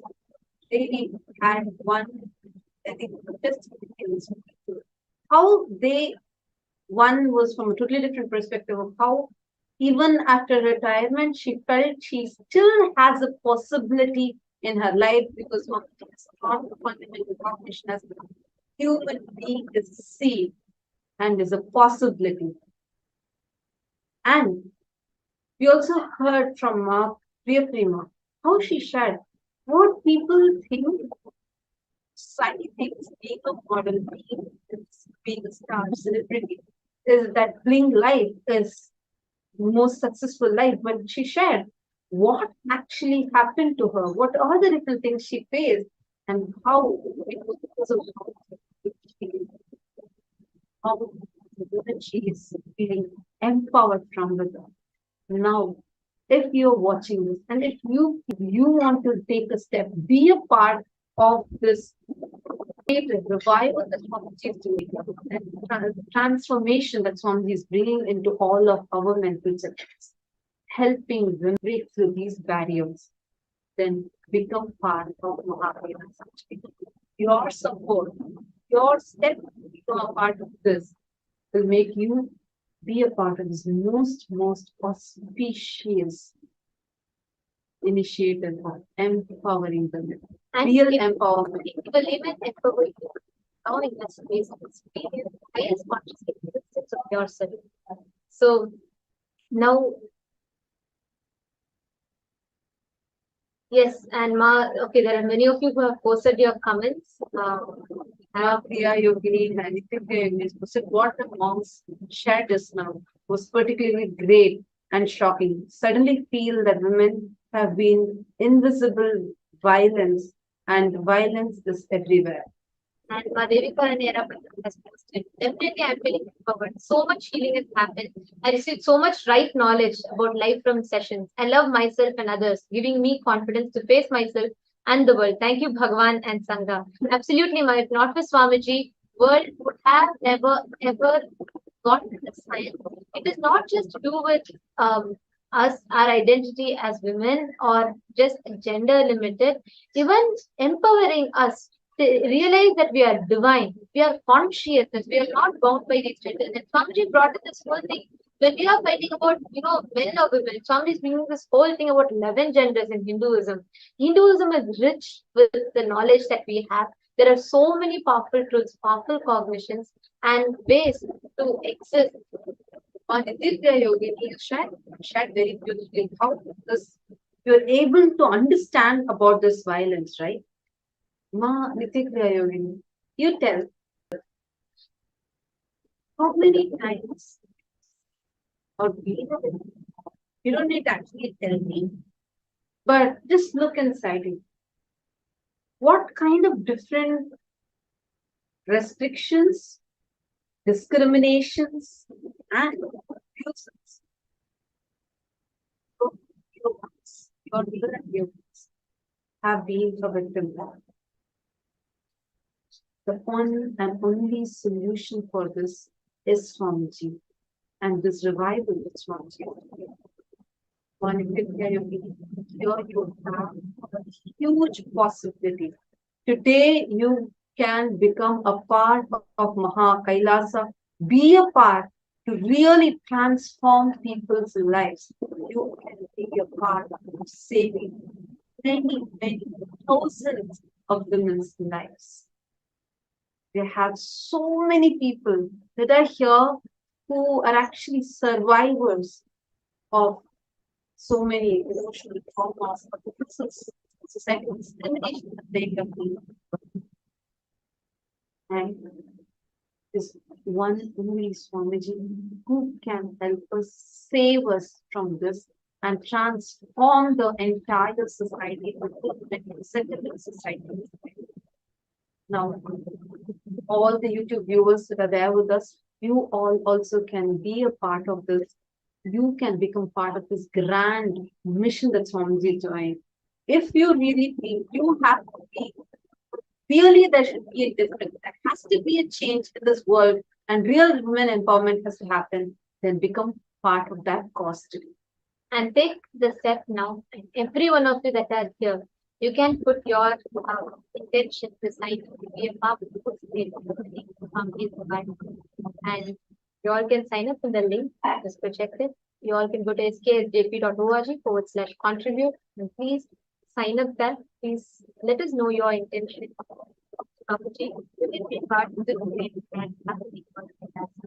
And now with this, it is time for all of us to get ready to enter into the Bhava Samadhi Darshan. I know everyone sitting here are waiting to receive the Bhava Samadhi Darshan. Today, we are going to be having the darshan of the forms of Paramashiva, the ferocious forms of Paramashiva, as Virabhadra, as Samhara Murthy, as Matsya Samhara Murthy, and Simhagna Murthy, and a lot of different forms of Paramashiva. So let us all get ready to the darshan. And just as we are entering the darshan, I request every one of you to please settle down. We are going to be entering into darshan, and darshan is the sacred space, the most powerful sacred space for us to experience, tap, open the doors to our highest person, as divine, whatever we call it. And that's pure space of oneness with Swamiji. Normally, we all go and see deities in temples, but it is not easy for us to connect that ultimate consciousness with deities. Not because the Archavataras deities are not powerful, but because human beings are not matured enough to experience that higher state of consciousness through Archavataras. And therefore, out of that supreme compassion, the Nijavatara, physical embodied form within, to bridge that gap between human beings and the Archavataras and the divine, and they bridge this gap and take us through. So all the participants that are sitting here during the Bhava Samadhi Darshan, we are all going to be experiencing this same space that Nijavatara of Paramashiva, the Supreme Pontiff of Hinduism, our beloved Swamiji, is going to literally bridge us from being human to becoming God. Right?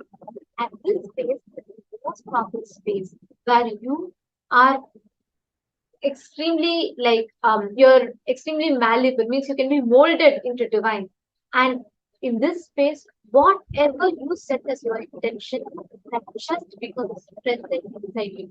Whether you want to manifest wealth, health, successful business, or enlightenment itself, whatever level of desire you have, this space is the most conducive space for you to manifest these desires.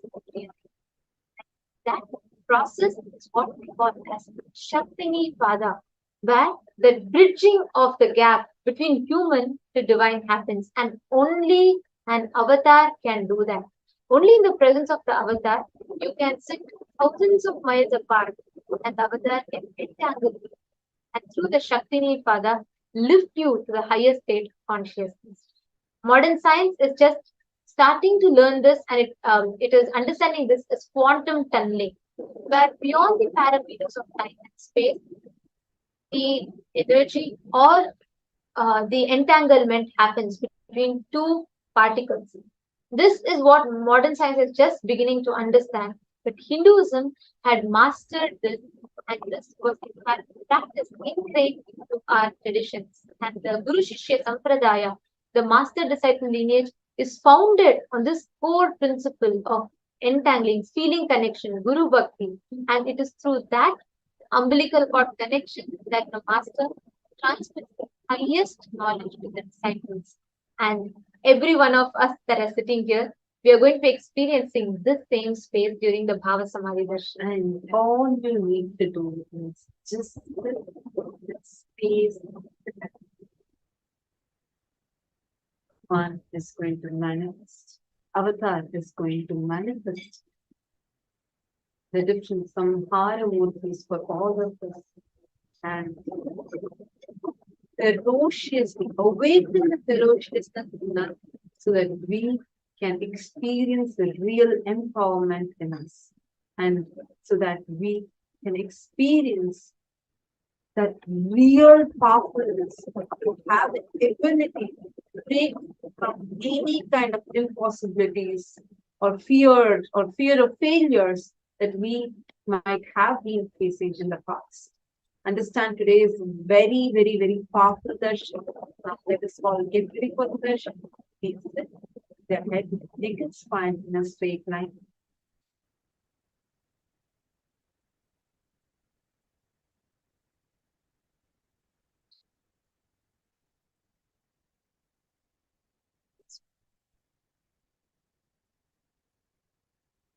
Chanting the Mahavakya.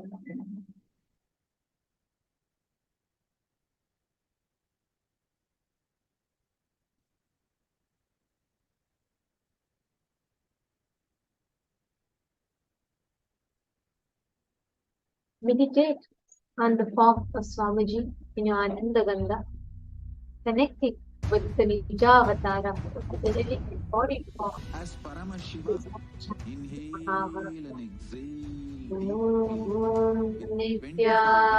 Nithyananda Paramashivam. Visualize, meditate, connect with him. He's a living Nithyananda being. Paramashivam. Remember, you are Oh. Salokya means you are following this form. Paramashivam. I am initiating Salokya Mukti.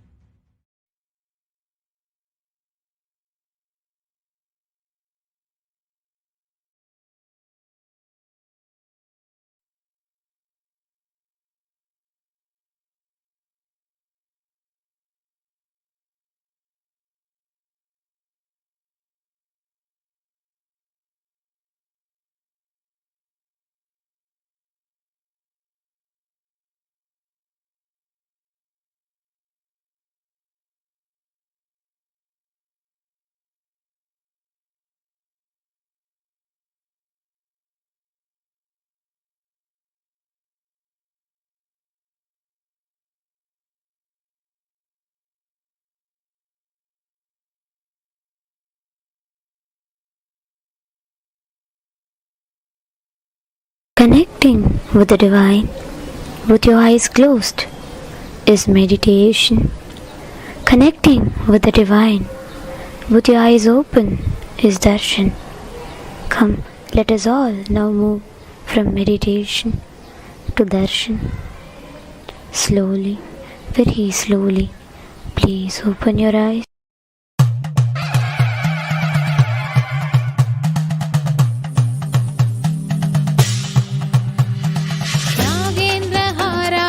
नागेन्द्रहाराय भस्माङ्गरागाय माहेश्वराय नागेन्द्रहाराय त्रिलोचनाय भस्माङ्गरागाय माहेश्वराय नित्याय शुद्धाय दिगम्बराय तस्मै नकाराय नमः शिवाय नमः शिवाय नमः शिवाय नमः शिवाय नमः शिवाय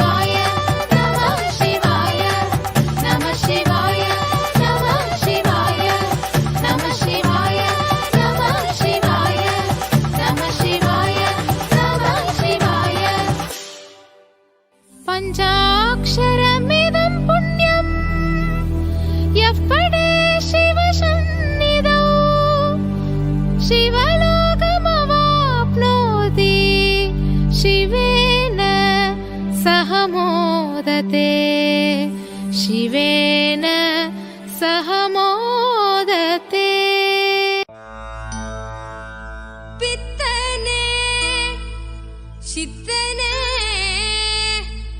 உலகோரின் பித்தெல்லாம் தெளிவித்து ஞான வித்தை தந்தவனே நித்யானந்த பெருவாழ்வின் பொருளானவனே நித்யானந்த பெருவாழ்வின் பொருளானவனே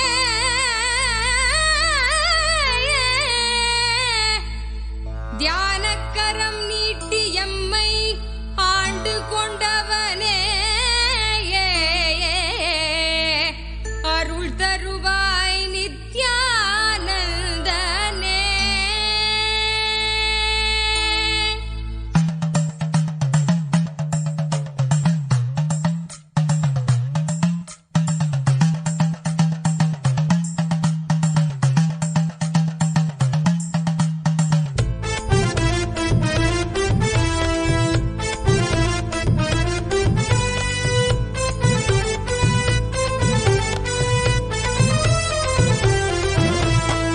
தங்கமலை வந்த மகாதேவிகமாய் நின்றவா அண்டத்துக்கு நித்யானந்த தியானம் தந்தவா. தங்கமலை வந்த மகாதேவிகமாய் நின்றவா அண்டத்துக்கு நித்யானந்த தியானம் தந்தவா. கட்டி தரும் நித்யானந்தன் தியானம் தன்னை செய்தாலது பக்தியோடும் ஸ்ரத்தையோடும் நித்யா உன்னை பூஜிப்பது. பல நாட்டவமோ பலனாய் நித்யானந்தன் ரூபம் இன்று இறையே குருவின் உருவில் வையம் காக்கும் எண்ணம் கொண்டு தங்கமலை வந்த மகாதேவிகமாய் நின்றவா அண்டத்துக்கு நித்யானந்த தியானம் தந்தவா. தங்கமலை வந்த மகாதேவிகமாய் நின்றவா அண்டத்துக்கு நித்யானந்த தியானம் தந்தவா.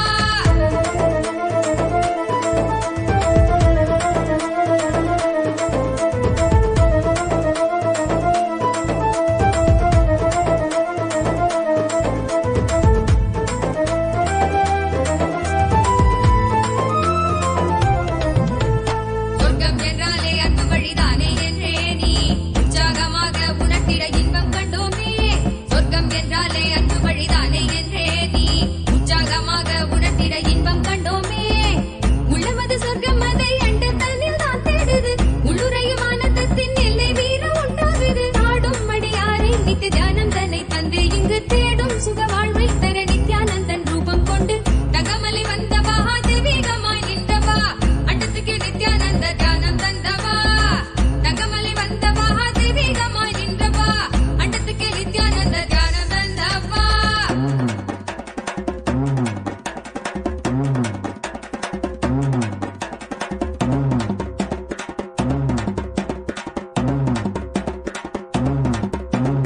உள்ளுக்குள் உண்டாகும் நித்ய ஆனந்தம் கண்டாலே உள்ளம் தெய்வீகம் கொண்டாடும் என்றாய் நித்யானந்தா நீ. கள்ளங்கள் இல்லாமல் கொள்ளும் தெய்வீகம் எந்நாளும் எம்மை ஞானத்தின் மெய்வாழ்வில் சேர்க்கும் யுக்தி தந்தாய் நீ.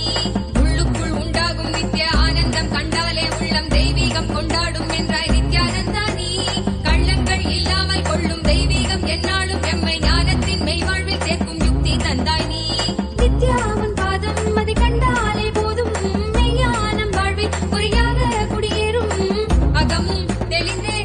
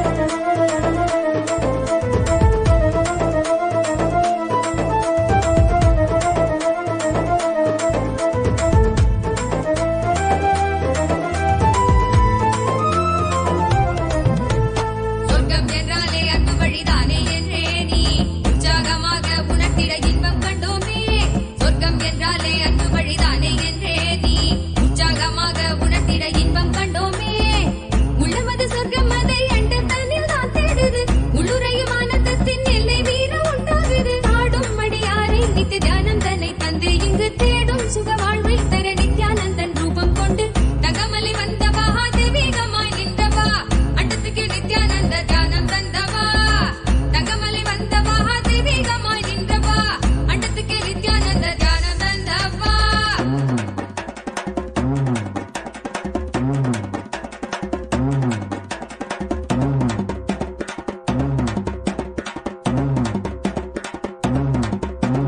உள்ளுக்குள் உண்டாகும் நித்ய ஆனந்தம் கண்டாலே உள்ளம் தெய்வீகம் கொண்டாடும் என்றாய் நித்யானந்தா நீ கள்ளங்கள் இல்லாமல் கொள்ளும் தெய்வீகம் எந்நாளும் எம்மை ஞானத்தின் மெய்வாழ்வில் சேர்க்கும் யுக்தி தந்தாய் நீ உள்ளுக்குள் உண்டாகும் நித்ய ஆனந்தம் கண்டாலே உள்ளம் தெய்வீகம் கொண்டாடும் என்றாய் நித்யானந்தா நீ கள்ளங்கள் இல்லாமல் கொள்ளும் தெய்வீகம் எந்நாளும் எம்மை ஞானத்தின் மெய்வாழ்வில் சேர்க்கும் யுக்தி தந்தாய் நீ நித்யாவன் பாதம் அதை கண்டாலே போதும் மெய்யானம் வாழ்வில் பொறியாக குடியேறும் அகமும் தெளிந்தே ஆனந்த கூத்தாடி விட குருவாய் வளர்ந்தான் மெய்யானம் எம்முள் வந்திட தகமலி வந்தவா தெய்வீகமாய் நின்றவா அண்டத்துக்கு நித்யானந்த தியானம் தந்தவா தகமலி வந்தவா தெய்வீகமாய் நின்றவா அண்டத்துக்கு நித்யானந்த தியானம் தந்தவா தகமலி வந்தவா தெய்வீகமாய் நின்றவா அண்டத்துக்கு நித்யானந்த தியானம் தந்தவா தங்கமலை வந்தவா தெய்வீகமாய் நின்றவா